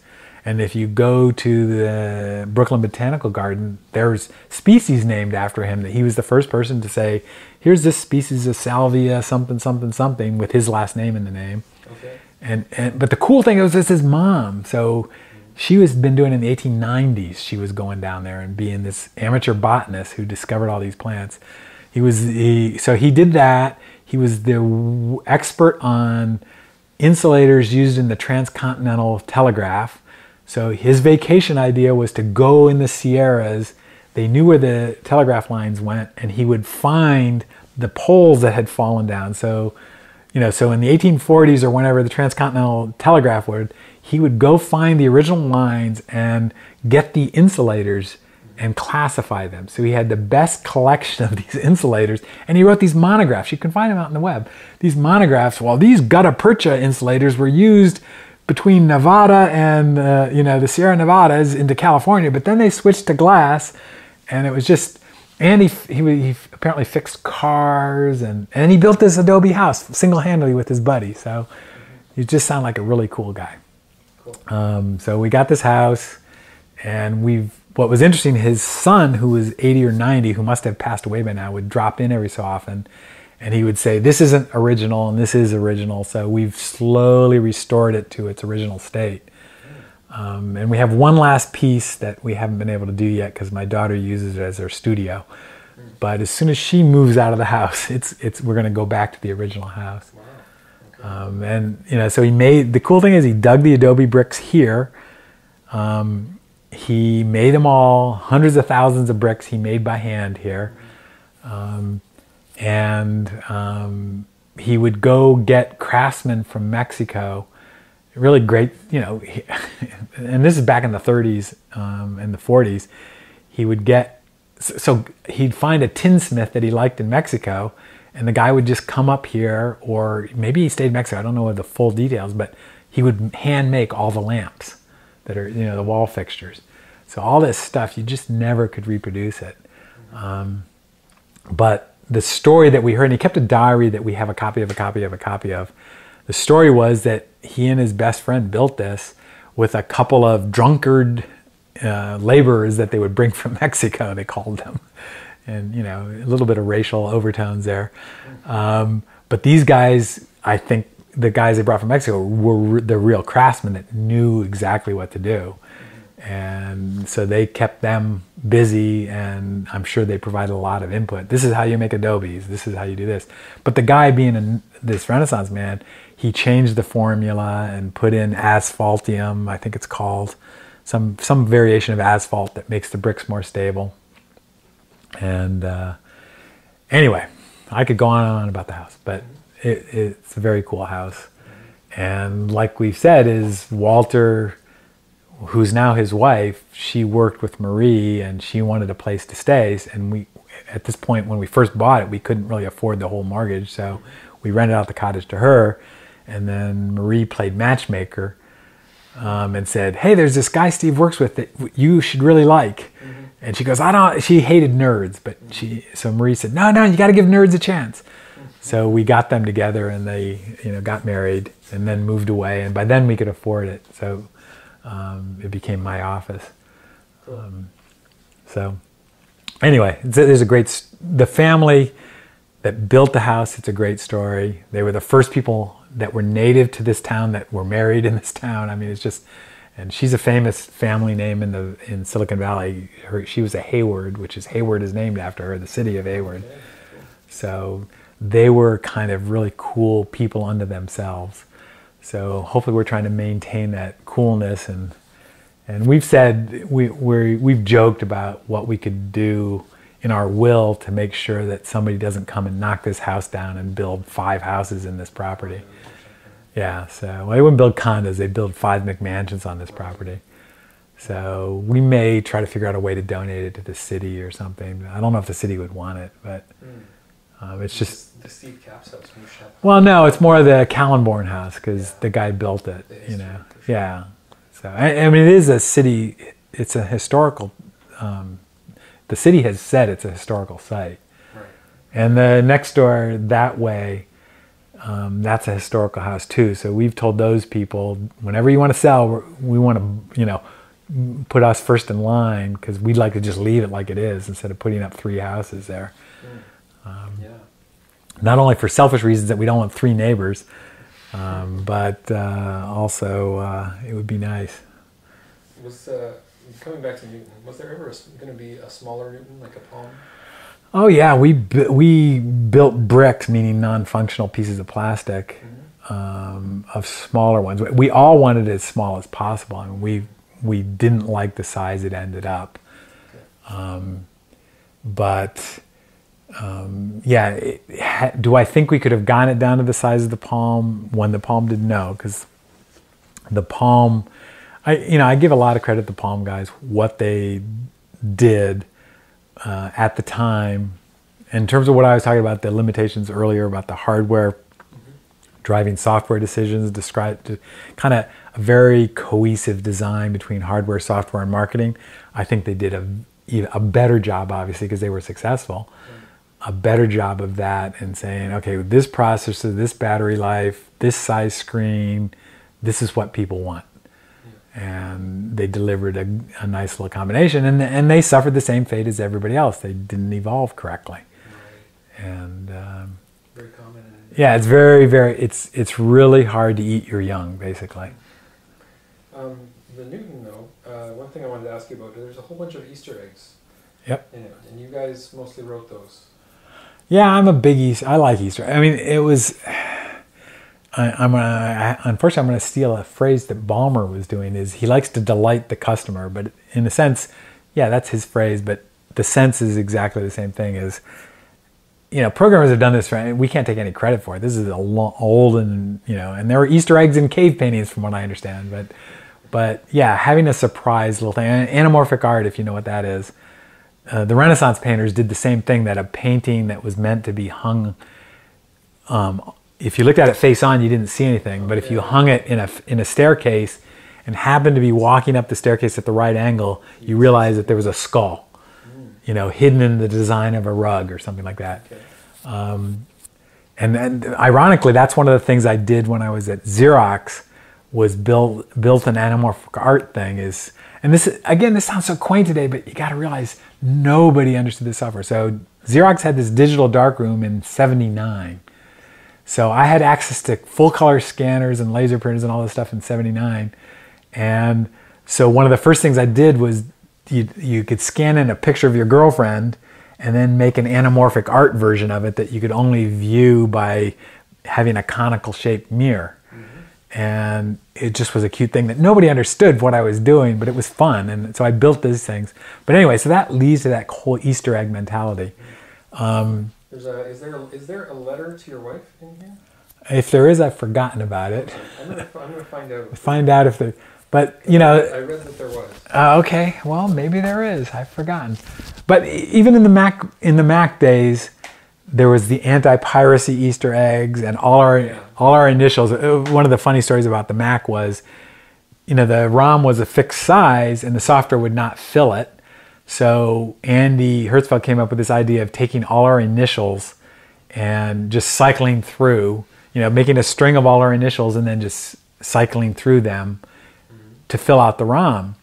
But we got so far, the ROM got so full that some of the initials wouldn't make it. The free space was so small that the initials wouldn't make it. So we had this big discussion, should we prioritize whose initials went, and we all agreed, no, it's just a random thing. You're going to start at bit 0 and fill out the ROM with the initials, and then it's going to fall wherever it fell. And I actually think in the final version, everybody's initials showed up. But anyway, so people have always put in Easter eggs, and we threw in a lot in the Newton thing. The one that the story that probably most involves my wife is she, through work that I did on the side with music, she understood licensing really well, because she would go license music for us. This has nothing to do with Newton. But it was coincident with Newton, because that was one of my deals with Sacramento. Is when I came back to Apple, I wanted to keep working on music. And he says, as long as you don't, as long as you still perform fine, you can do whatever you want to do in your free time. Yeah. So anyway, she had licensed a bunch of music for us. And so she was plugged in. So she, when Trudeau slammed us with the cartoons, she was the one that figured out how to get a hold of Trudeau through United Features Syndicate. And she just talked her way, got a phone number, And she loves to tell the story. And it's true, is she calls this number expecting to talk to a secretarial type person. Right. But it was Gary Trudeau himself. He just answered the phone, studio. And she said, oh, hi, I'm Marie D'Amico. I'd like to talk to Mr. Trudeau. So what do you want? And so she had to explain what she wanted an Easter egg was. He had no idea. Mm-hmm. But as soon as he got it, he goes, oh yeah, sure. Yeah. So he drew that cartoon for us. Okay. But the fun part of that was I couldn't tell anybody. And because I really wanted it to be a surprise, part out of ego stroking myself. But it was one of these things that procedure had come into play, and every byte in the ROM had to be accounted for. Right. And so I hid it in a font. I had to go to great efforts to hide it. So I hid it inside a font, and there was a little tiny piece of software that would go grab it, and nobody figured it out. But then right before we shipped, one of the engineers figured it out. But he was wise enough. He knew what it was. And he contacted me and he says, can I talk about this? And I said, no, if you please don't talk about it, because, management will make me take it out. Because we had no rights to it. She had a document for him saying, yes, this cartoon's for this. And she has the original somewhere filed away. But no Apple Legal was involved. So at this point, Apple Legal would have made us pull it out. So I said, if you want to see it go, you got to be quiet about it. And he did. So it's still there. Yeah, well, I don't know if it's still there, but yeah. But then other people did great. There was a great moon landing Easter egg that I had nothing to do with that Mike Enger did. And I think there's other ones that I've forgotten and or don't even know about. But we continued to put them in. The aliens taking over, that was a fun one. Area 51 was a fun one we did. So, yeah, and I think it just, it's no big deal, and it gives people a little extra, secrecy thing. And obviously people do that now in games especially.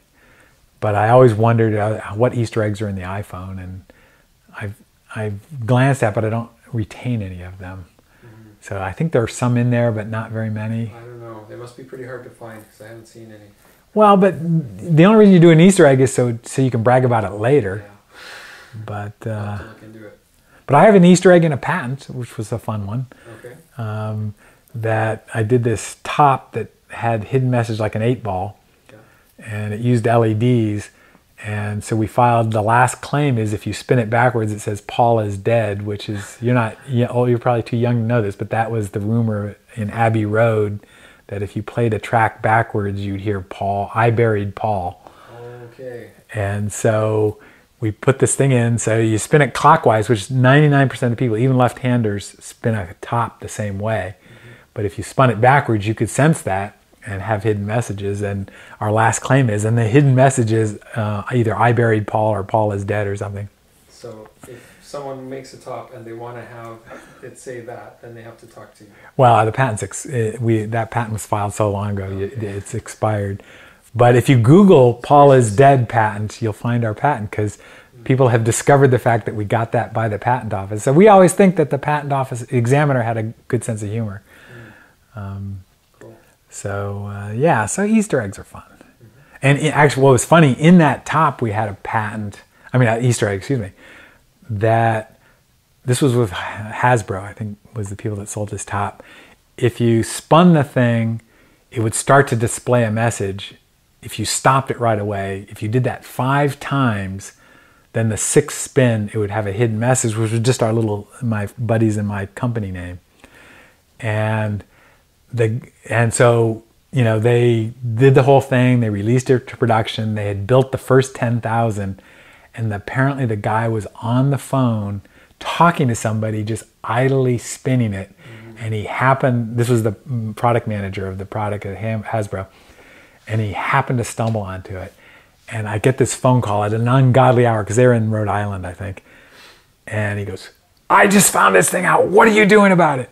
What did you, and he was so upset about it, because somebody at this point had hidden in a talking Barbie, they had hidden this, an Easter egg or something. And he just was worried that we had, hidden a not so good message in there. Right. And he made me swear on a stack of Bibles because they were already committed, right? And it would have cost a lot of money for them to pull it back, reprogram the ROM. So I said, no, I swear to you, that's all it says. And, you know, so he let it go. Okay. But it was always funny that got busted at the last second there. And this one, if you write about Newton, but what it gives you, not really an Easter egg, but it's like a, is that the Co thing? It gives you the list of everybody, and then it had a little memoriam for Co, right? Yeah. Yeah. It's funny because this is 1.3. Oh, okay. My first Newton was the original one. Yeah. This is actually a friend of mine has mine, and he got sick and he wasn't able to send it to me. Yep. But I'm pretty sure that mine had that. Well, the original version had the About Co in it, but then we took it out because we felt it was a respect thing. We just said, okay, we didn't want to belabor it. Right. And I can remember sitting with Donna August, the software manager, saying, for some reason we had this feeling that we should take it out, that it was not right to keep it in. And I don't remember what the logic was. It was just more of a sense of decorum-y thing. Yeah. It was funny because we felt we should honor him, but then we felt that it was wrong to continue honoring him or something. But it was a deliberate act. I remember that. So he was someone who worked with you. Yeah, I actually worked with him with music software before, and that was his entree in there. He translated a Japanese manual for me through music software I wrote, and he was a Mac fanboy, so I got to know him, and so I knew him socially, and we needed somebody to do something and help us with our Japanese stuff, and I said, hey, I know this kid. And we got to know him, and we inherited a big mess in the terms of he culturally was the black sheep in his family, and there was a lot of issues with his family. And he had some issues that we didn't know about at the time. And then he ended up taking his own life, and it was just, again, you put yourself back into this. How did we ever survive as a group? And how did we ever survive as individuals? And like Don, we called her Fee, but she ran the software group, and how she dealt with this, because she had to deal with his family the most because she was the boss. And Gaston just deferred to her. He wasn't going to get near it. So she just had this incredible resolve to deal with them. And I think about that, the whole Newton group going to a funeral in the pouring rain, and then coming back and going to work, that how dull we had to be, but how it was a combination of how out of touch with reality in terms of we didn't really have a period to mourn, but in a sense, we convinced ourselves that, and in retrospect, I think it is we were essentially escaping, obviously, into the work, and that's kind of what it was. We discussed it. And we definitely talked about that kind of stuff. But like in our small little company, somebody passed away from cancer, and we had counselors in, and we had a lot of support, and people were encouraged to take time off. And there was none of that back then because we probably couldn't have afforded it. And I don't think it was part of the culture, But yeah, I think about that, and I just don't know how we did it, and I don't know why we did it. And I feel so bad that we were in a situation where the pressure, I don't think the fact that he was working crazy hours caused anything. I'm sure it contributed. It was much more of a familial, he got married without his parents' permission. He was living in the US without his parents' permission. And unfortunately in the US he had access to guns. Which are very restricted. It's the old forbidden fruit thing. It was a forbidden fruit in Japan, so that was much more one of the reasons he liked the U.S., because he could freely buy guns. But I wished, in retrospect, of course, for his sake, that we weren't working quite so hard and were a little more attuned with things to have prevented it. But a lot of, his was the worst by far, but people haven't breakdowns and, bringing newborn babies to work and, just the insanity that it was. So, and that was in the Mac group too. I mean, there was insane things going on then. And part of that leads to great products, but part of that leads to burning people out and taking advantage of people that is probably not so great. So I always hope that there's a nice balance in between. And I think, like I said, in our little company now, we try to maintain balance and try not to be, and partially we're 30 years old or 40 years older. So it's pretty easy just because of that. Yeah. But it was crazy. And in the good sense of crazy, and it's one of those things you're glad and I read a lot, not a lot, but I read a lot of books, and some of those books are histories of wars and stuff like that, just because it's an interesting story, or I know the guy who wrote the book or something like that. And there's a lot of similarities, people out, trying to take over an island in the Pacific during World War II. Some of the same insanities at a much higher life and death level, obviously, but some of the same strange insanities we kind of went through.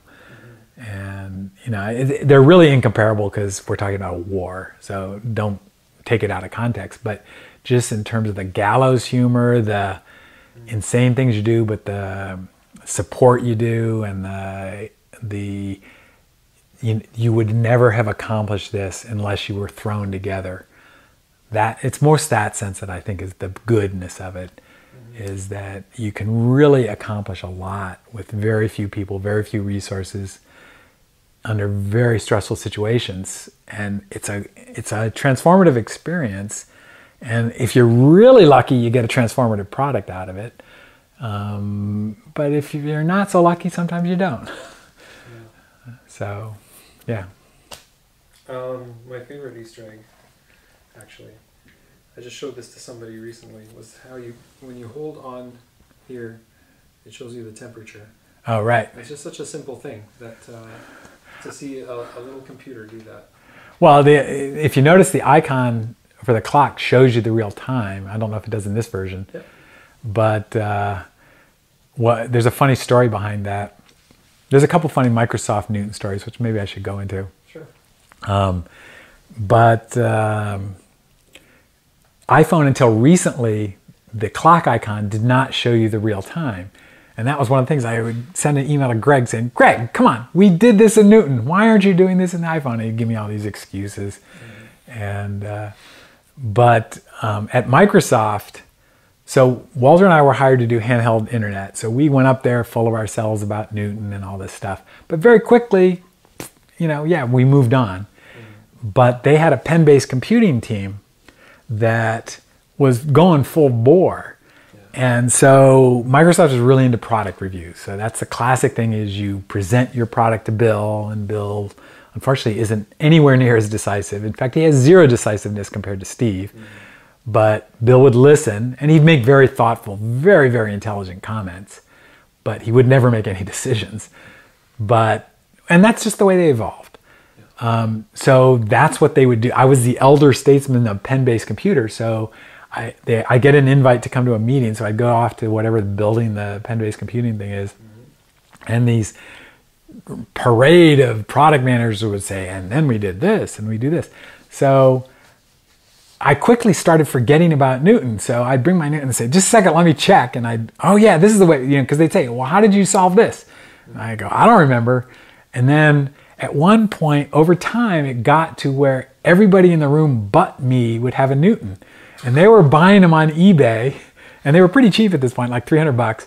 They were buying these Newtons, and they became this incredible little microcosm of Newton fanatics inside Microsoft. So I come to the meetings, and they'd say, well, why did you do it this way? And I go, I don't remember. And they knew these level of details. But this one guy, and the reason I'm bringing this up is this clock thing is, I came up with this brilliant idea, and then I realized you guys had already done it. And it was having the clock show you the real time. Of course, yeah. And so it was funny, this very surreal out of body experience, to be going to this room talking to people about a product that you spent 5 years of your life on that they know more than you know about. And so it is kind of funny. And then, you know, I don't know whatever became of it there, but it is probably, you know, in typical Microsoft style, there probably is still a pen-based computing project going on somewhere up there. For sure.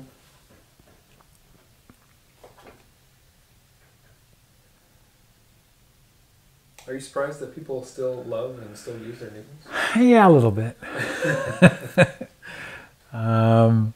You know, Walter is more plugged into that. He ended up buying that museum of stuff, but that crazy French guy that was doing the emulators and all that stuff and still had conferences, and Walter, I think, actually went to one. You know, I've moved on more, but it's, you know, my wife always kids me about this, that there's a famous quote from, who's the famous Swedish actress? I've forgotten her name. And it's ironic what I'm about to tell you. She says the key to happiness is a bad memory. And I have to agree that that's true. You know, having a bad memory is a blessing, that you don't, you know, worry about these things. But, you know, there are still times like when insomnia strikes you, I will wake up in the middle of the night and replay things that have happened, you know, in Newton and Macintosh and, you know, in points in my life. And there are, you know, like I alluded to one of how different would the world have been had I joined General Magic and effectively killed Newton? Would it have been a better product? Would I have been just as insane? And then what would have been just as crazy? Meaning, would we have worked quite as hard? They had a different flavor of crazy than Newton did in terms of working. Another one that's very interesting is in late 2000 or early 2001, James Higa, who was Steve's kind of technical best boy, knew that Michael Chow and I were shopping phone ideas around. So we went and Steve wanted to talk to us. And so we went and told him what we were thinking. And we were basically entrepreneurs in residence working for Ignition, which is a VC firm up in Seattle, which was started by Brad Silverberg, who was the guy that hired me into Microsoft. And we were trying to shop around to the AT&Ts and the Motorola's, both the carriers and the device manufacturers, the Mac of phones, saying you got to build the hardware and you got to build the software together. Essentially, it was Newton, right? You got to design everything together: the marketing, the software, the hardware, and the service. And because services were starting to become important, and they didn't get it. You know, Moto wanted to build clever hardware. The carriers wanted to have a service. You know, when you turned on a phone, it said Verizon. It didn't say Moto. It didn't say Apple. It didn't say. And even though it's the same Motorola hardware, when you turned it on at T-Mobile, the software was completely different according to their specs. So that's what we were thinking of, you know, having an integrated thing built in with a service. So Steve wanted to, you know, in typical style, come tell me what you want, what you guys are working on. So we, you know, kind of told him, but we didn't want to tell him everything because I worked with Steve before and I didn't want to get ripped off. And we were kind of full of ourselves, so it was kind of like, we want you to license our stuff. We don't want to work for you. But what was immediately apparent is he had no idea how phones worked. He didn't know what SMS was. He didn't know what triple tap was, if you remember the old way of entering in alphanumeric information. I almost forgot about that. Yeah, but that was the state of the art then. You know, and he didn't know the difference between texting and email. He assumed they were the same. And so, but the way Steve works is when he doesn't know something, he just fights it with bluster. And I knew this. So I was just like, this meeting's going nowhere. And then it devolves, but his CTO at that point was this French guy who understood, like at this point, AT&T couldn't send SMSs to, T-Mobile didn't exist, but couldn't send SMSs to Singular. This was of course before they bought them. There was no inter-carrier operability. And it was ridiculous. But then you went to Europe and you had SIM cards and everything was right. You know, you could interoperate between carriers. You could get a new phone by taking out the SIM card and buying a new phone and putting it in. You know, you owned your phone number and all this. It was a much better system. So he understood it. And he didn't, you know, like Steve didn't know what the word provision meant. So we said, no, if it's backed up on the service and you lose your phone, you just go get a new phone and you could log in and re-provision the phone online. You know, it was just, whew. So the conversation devolved into what was the first year that Mercedes included a cell phone as stock equipment with the car. And he gets into this knockdown, drag-out fight with Phil Schiller. What's his name? Phil, the head of marketing. Phil Schiller, I think. They're arguing, no, it was 72, or, you know, it wasn't 70, but it was like 82 or 89 or something like this. And Michael and I are just sitting there, why are we in this meeting? And so James says, okay, meeting's over, and escorts us out. But the last thing that happened is Steve turns to us, he goes, you guys, you seem to understand this stuff. You want to come work for me and figure this out? You should. And we both basically gave him the middle finger and said, why would we want this? So that's another what if, you know, could we have reinvigorated Newton-like thinking? It wouldn't have been Newton, but it would have been Newton-like thinking into iPhone. But again, Greg did a good job of that. And, you know, so I think they did a great product. So Yeah. that's for yet another alternate universe to figure out what had happened if we had taken that job. Yeah, I think you have a lot of alternate universes. And Michael ended up there, so hopefully he's the SVP in charge of iPad. Right. So hopefully, which you'll never be able to get him on camera, sadly, because of Apple. Michael Chow.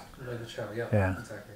Yeah. There's also, And he should, you know, sadly, he is as integral to this Newton story as I am. Yeah. But well, Apple. Maybe we'll do a version 2.0 Yeah. when he's done there. But, you know, you got to, you know, if in name only, Michael gets a lot of kudos. Yeah, So. for sure.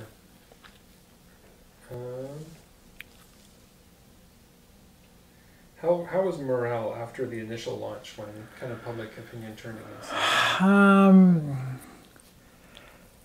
It's funny, I can contrast it with the initial launch of Mac. The morale after the initial launch of Mac was a lot worse. The summer of '84 was a lot worse than what would have been the winter of '93, '94. And that's partially, unlike the Mac, we had seen what would have been the ARM9, the next version of the ARM. We were starting to work on that, and we saw, and Larry Yeager's stuff with Rosetta wasn't in the first product, it was just Paragraph. We saw a better recognizer, we saw a better experience. So we were actually, I think, pretty excited for the longest time. But then there was all the boardroom drama with Apple, with the German guy whose name I can't think of right now running it. Who was it? Diesel, we called him. That was his nickname, the Diesel. Okay. But anyway, Scully was forced out. Okay. There was a lot of drama that was pretty distracting at my level. You know, it didn't filter down that far, but at my level, and the guy who ran the division at that point, who was, what was his name? I can't think of it. It was pretty distracting because we were kind of called to the boardroom to defend ourselves a lot. And I was called once for probably the 10 times Shane Robeson, it must have been. Shane was called to defend it. But so, you know, there wasn't a big exodus. In marketing, there was a fairly decent exodus, but at engineering, people kind of kept it together. And I think it's because we had a vision of what the next version was going to be. It was more of a question, can we maintain the company being behind the product to get to there? But that said, I ended up quitting, so, you know, my personal morale was down, but it was more a pull than a push. It was, I really wanted to do something with the internet. Right. And I felt that was a train, which, like, if you asked me today, I would say the same thing about machine learning. I mean, it's an incredible field right now. That it's just a lot like that, hey, we've got this power now, we've got to learn what to do with it. For sure. And you guys made it from Newton OS to Newton 2 from the Yeah, it's a 2. message pad to the slightly bulkier and Yeah, unfortunately it got bigger rather than smaller, but like I said, the 2000 and then especially the 2100, when you used it, you said this is what I was going for. Yeah. That this had enough critical mass of the vision to say, yeah, this feels good. Yeah, because my first Newton was the original one, which I bought Yeah. from a college professor for $15. I wasn't in college; I was in Yeah. high school. And and I loved playing games on it and stuff like that. But the first one that I could actually use for stuff, because the handwriting recognition, because it had more memory and storage and stuff like that, was the 2000. Yep. I mean, Exactly. Maybe I could have made do with another one. 150. The 150 was the 2.0 software, wasn't it? Whichever the bigger one. I think it was a 150 was the 2.0 software, which was good, which had better handwriting, but on the slower processor, and that was marginal. Because there was the 120, I think, had. Yeah, the 120 was the bigger, made by. Additional. Yeah, the 120 was not made by Sharp. It was made by Inventec or whoever it was. So I'm missing my OEM names. I think it was Inventec, whatever that OEM was. And then the 2000 was the first one with the faster chip, the newer software, and then the 2100, which came out after I left. And then they got distracted. I'm not a big fan of the school thing, the eMate. But that was a market person saying there's a market out here. Yeah. And I actually think, in retrospect, they were right because, well, everybody was going to be blindsided by the internet. But at that point, they were selling these $300 keyboards that had a 40-character display to schools as a way of doing word processing. And for the same $400 you got an eMate, that was a better deal. Yeah, and a lot of governments and things were interested in Yeah. those because it was the laptops at that time were $5,000. Exactly. And they lasted, what, 2 hours? So yeah. So I'm sure I don't know if that would have ever developed into a huge market, but it was worth pursuing. Yeah. I just wasn't excited about it. And the design was a little too cute for my taste and whatever. Yeah. I don't even own one. I've never owned one. I should buy one on eBay just so I have a complete collection, even though I have what purportedly is the first Newton that came out of the line. At least it has serial number 1. I have somewhere. Or maybe I gave it to the museum. I don't remember. Okay. But I have a few Newtons left, but I must admit I haven't turned them on for 4 or 5 or 6 years. Right. So I guess I just have one more question, and then we can if there's anything else you want to add. Let me think, but go ahead. Do your last question. What's your shirt size? On a good day, it's medium. Medium? Okay. So it's got the film logo on the back and Yep. the front. That's good. Here, I should hold it up for the camera. My friend who designed them will be really happy. It's kind of on. Okay. And it's so fitting, though, because T-shirts play such an important part of Apple's history that Guy Kawasaki used to make this. You know who Guy Kawasaki is, right? The evangelist. Yeah, evangelist, yeah. He used to make a joke: is the evolution of a project at Apple was make the T-shirt, design the icon, then start writing the software.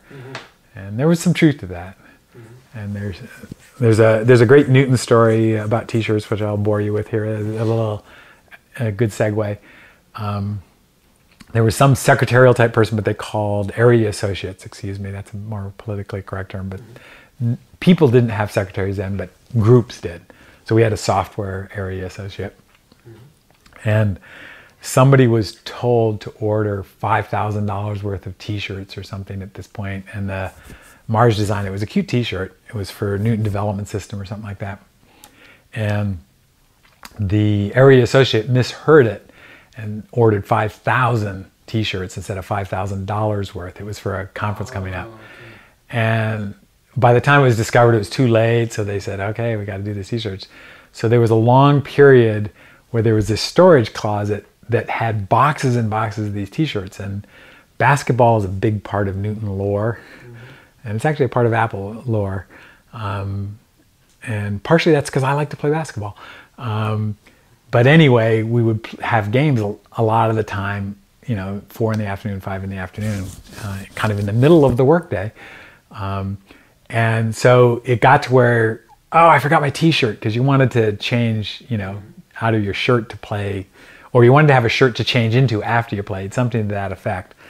And so you would just go to this thing and grab one of these t-shirts because they were brand new and they were just sitting in there. So I ended up with probably 30 of these t-shirts because, you know, over the year or two that this was available, and everybody else was helping themselves with these t-shirts. So I'm waiting to see all these t-shirts show up in thrift stores, but I have yet to see them. Maybe people are hanging on to them. Well, maybe, but it was funny. At one point, literally half the t-shirts in my drawer were this one Newton Development t-shirt. Cool. So it was a fun little t-shirt story there. But yeah, I actually like a lot of the Newton t-shirts. Some of the Mac t-shirts I'm less fond of. Cool. So let me think about what's a great Newton story for a good zinger. Well, we can go back to this first thing. A lot of it was designed over playing basketball or playing ping pong. Even though we worked really hard, we had a tendency to relax a little bit. The 1989 earthquake is a nice little story. So we were getting, it hit late in the afternoon. We were just about to play basketball. And I was in my office with my pants off because I was putting on my gym shorts.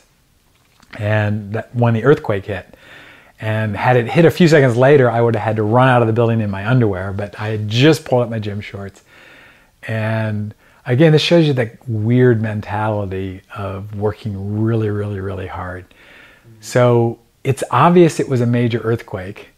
And we were sitting there by the back, the basketball court was in the back parking lot, watching the aftershocks cause the glass of our building to ripple as the wave traversed the building. I mean, literally, you can see this S-curve just go through the building and the glass curves and you go, how can glass do that? But we're still playing basketball. And there's fires off in the hills. Somebody gets the radio and turns it on so we can at least hear why we're playing. And I called Marie and said, you guys okay? I'm gonna go home. There's no power anywhere. And we're kind of sitting there saying, well, we might as well keep playing basketball. So we play basketball, and then so we played a lot that night because there was nothing better to do because we couldn't work because the power was out. And we said, we probably should go home, don't you think? So people dispersed. And then later on for training the handwriting, we said, we need handwriting samples. And it turns out Larry Tesler was one of the few casualties of the earthquake at Apple. And what had happened, he was on the top floor of this building called Texaco Towers? But it was the headquarters building. It was a big building that Apple had built. And he was on, 5th or 6th floor. And apparently big, heavy conference room doors are not hinges like we know with a pin. They're actually a pin and a cap. So in the earthquake, it had slipped up and the door apparently walked 10 feet and then fell on Larry's head and knocked him out. So they had to file an incident for this. So anyway, so I asked his secretary, hey, can you give me an example of Larry's handwriting? Because we want to see how people fill it. And that's what she gave me was Larry's report of getting attacked by the door. And it was so funny because I was sitting there in the conference room when the door attacked me. And in a very typical nerd thing, he just described how this door came and attacked him and knocked him out. And the next thing I remember was people slapping me in the face, wake up, wake up. And so for years I had this in my file of here's Larry's report in his handwriting of him getting attacked by a door. And we used to kid him about it. So, and what was also funny at that point is, and it has nothing to do with Newton, but it's a great earthquake story, is our displays at that point were big, 60, 70 pound 2-page monitors. And if you were good, well, people remember this, you would screw them onto the video card. They had two little, you'd put the big connector and you go squeak, squeak, squeak on that connector, squeak. So people that did that, what happened is the office was this 4-story building called the Motorola building. What happened during the earthquake is the monitors walked and blew out the windows. Oh, no. So on a 4-story window, they would just blow out the window and fall 4 stories. But if you were one of the few people that actually tightened those screws, very often the monitor would pulled the CPU, and then the CPU got caught on the window frame. And so I wish we had cameras then. Now we have cameras are so ubiquitous, but nobody ever took a picture of this. But there were all these 2-page, 70-pound monitors hanging out of these 4-story windows that got caught up because somebody fastened those things. And it's one of those classic, earthquakey type stories. Not that there's such a thing as a classic earthquakey story, but you can just cut that out of the film. I got it. It's good. All right. Is there anything else? No, but if you think of something that you really wish you had asked, just bug me and we'll figure out, do an audio only voiceover type thing, or I'll send somebody, or I'll come down again. Yeah. But just best of luck with this project. I know you're putting your heart and your soul into it, not unlike we did in the day. Did you want to mention bethematch.org or anything like that? Well, I mentioned it everywhere I go, but it sounds like you're doing a good job of it. Be the match. It's takes nothing but a little cheek swab. You're not going to be called, especially if you're of European extraction and you're white. They have an excess of that. So if you're not of those, by all means do it. If you're a person of color or Asian, anything that's a little unusual, especially if you're a hybrid, they just don't have anywhere near. It's like 10 to 1 in terms of, European, Northern European especially. If you're young, under 45, that means young to me, but that's their cutoff age. If you're under 45, it's free. You do it. And give them a good email address, and you'll get a lovely email from them once every 6 months saying, we haven't forgotten about you, but they most likely never will call you. But if they do, you're going to do something good. And everybody fears the procedure is getting your bone marrow extracted. That's become passé, which is it's not very painful, it's pretty painful, that they put a big long needle in both your hip bones and take out your marrow. But now they can do it with apheresis, where they just hook you up to a machine for a couple hours and filter out your stem cells. And that's what my daughter got. And the technology has gotten so the outcomes is almost as good.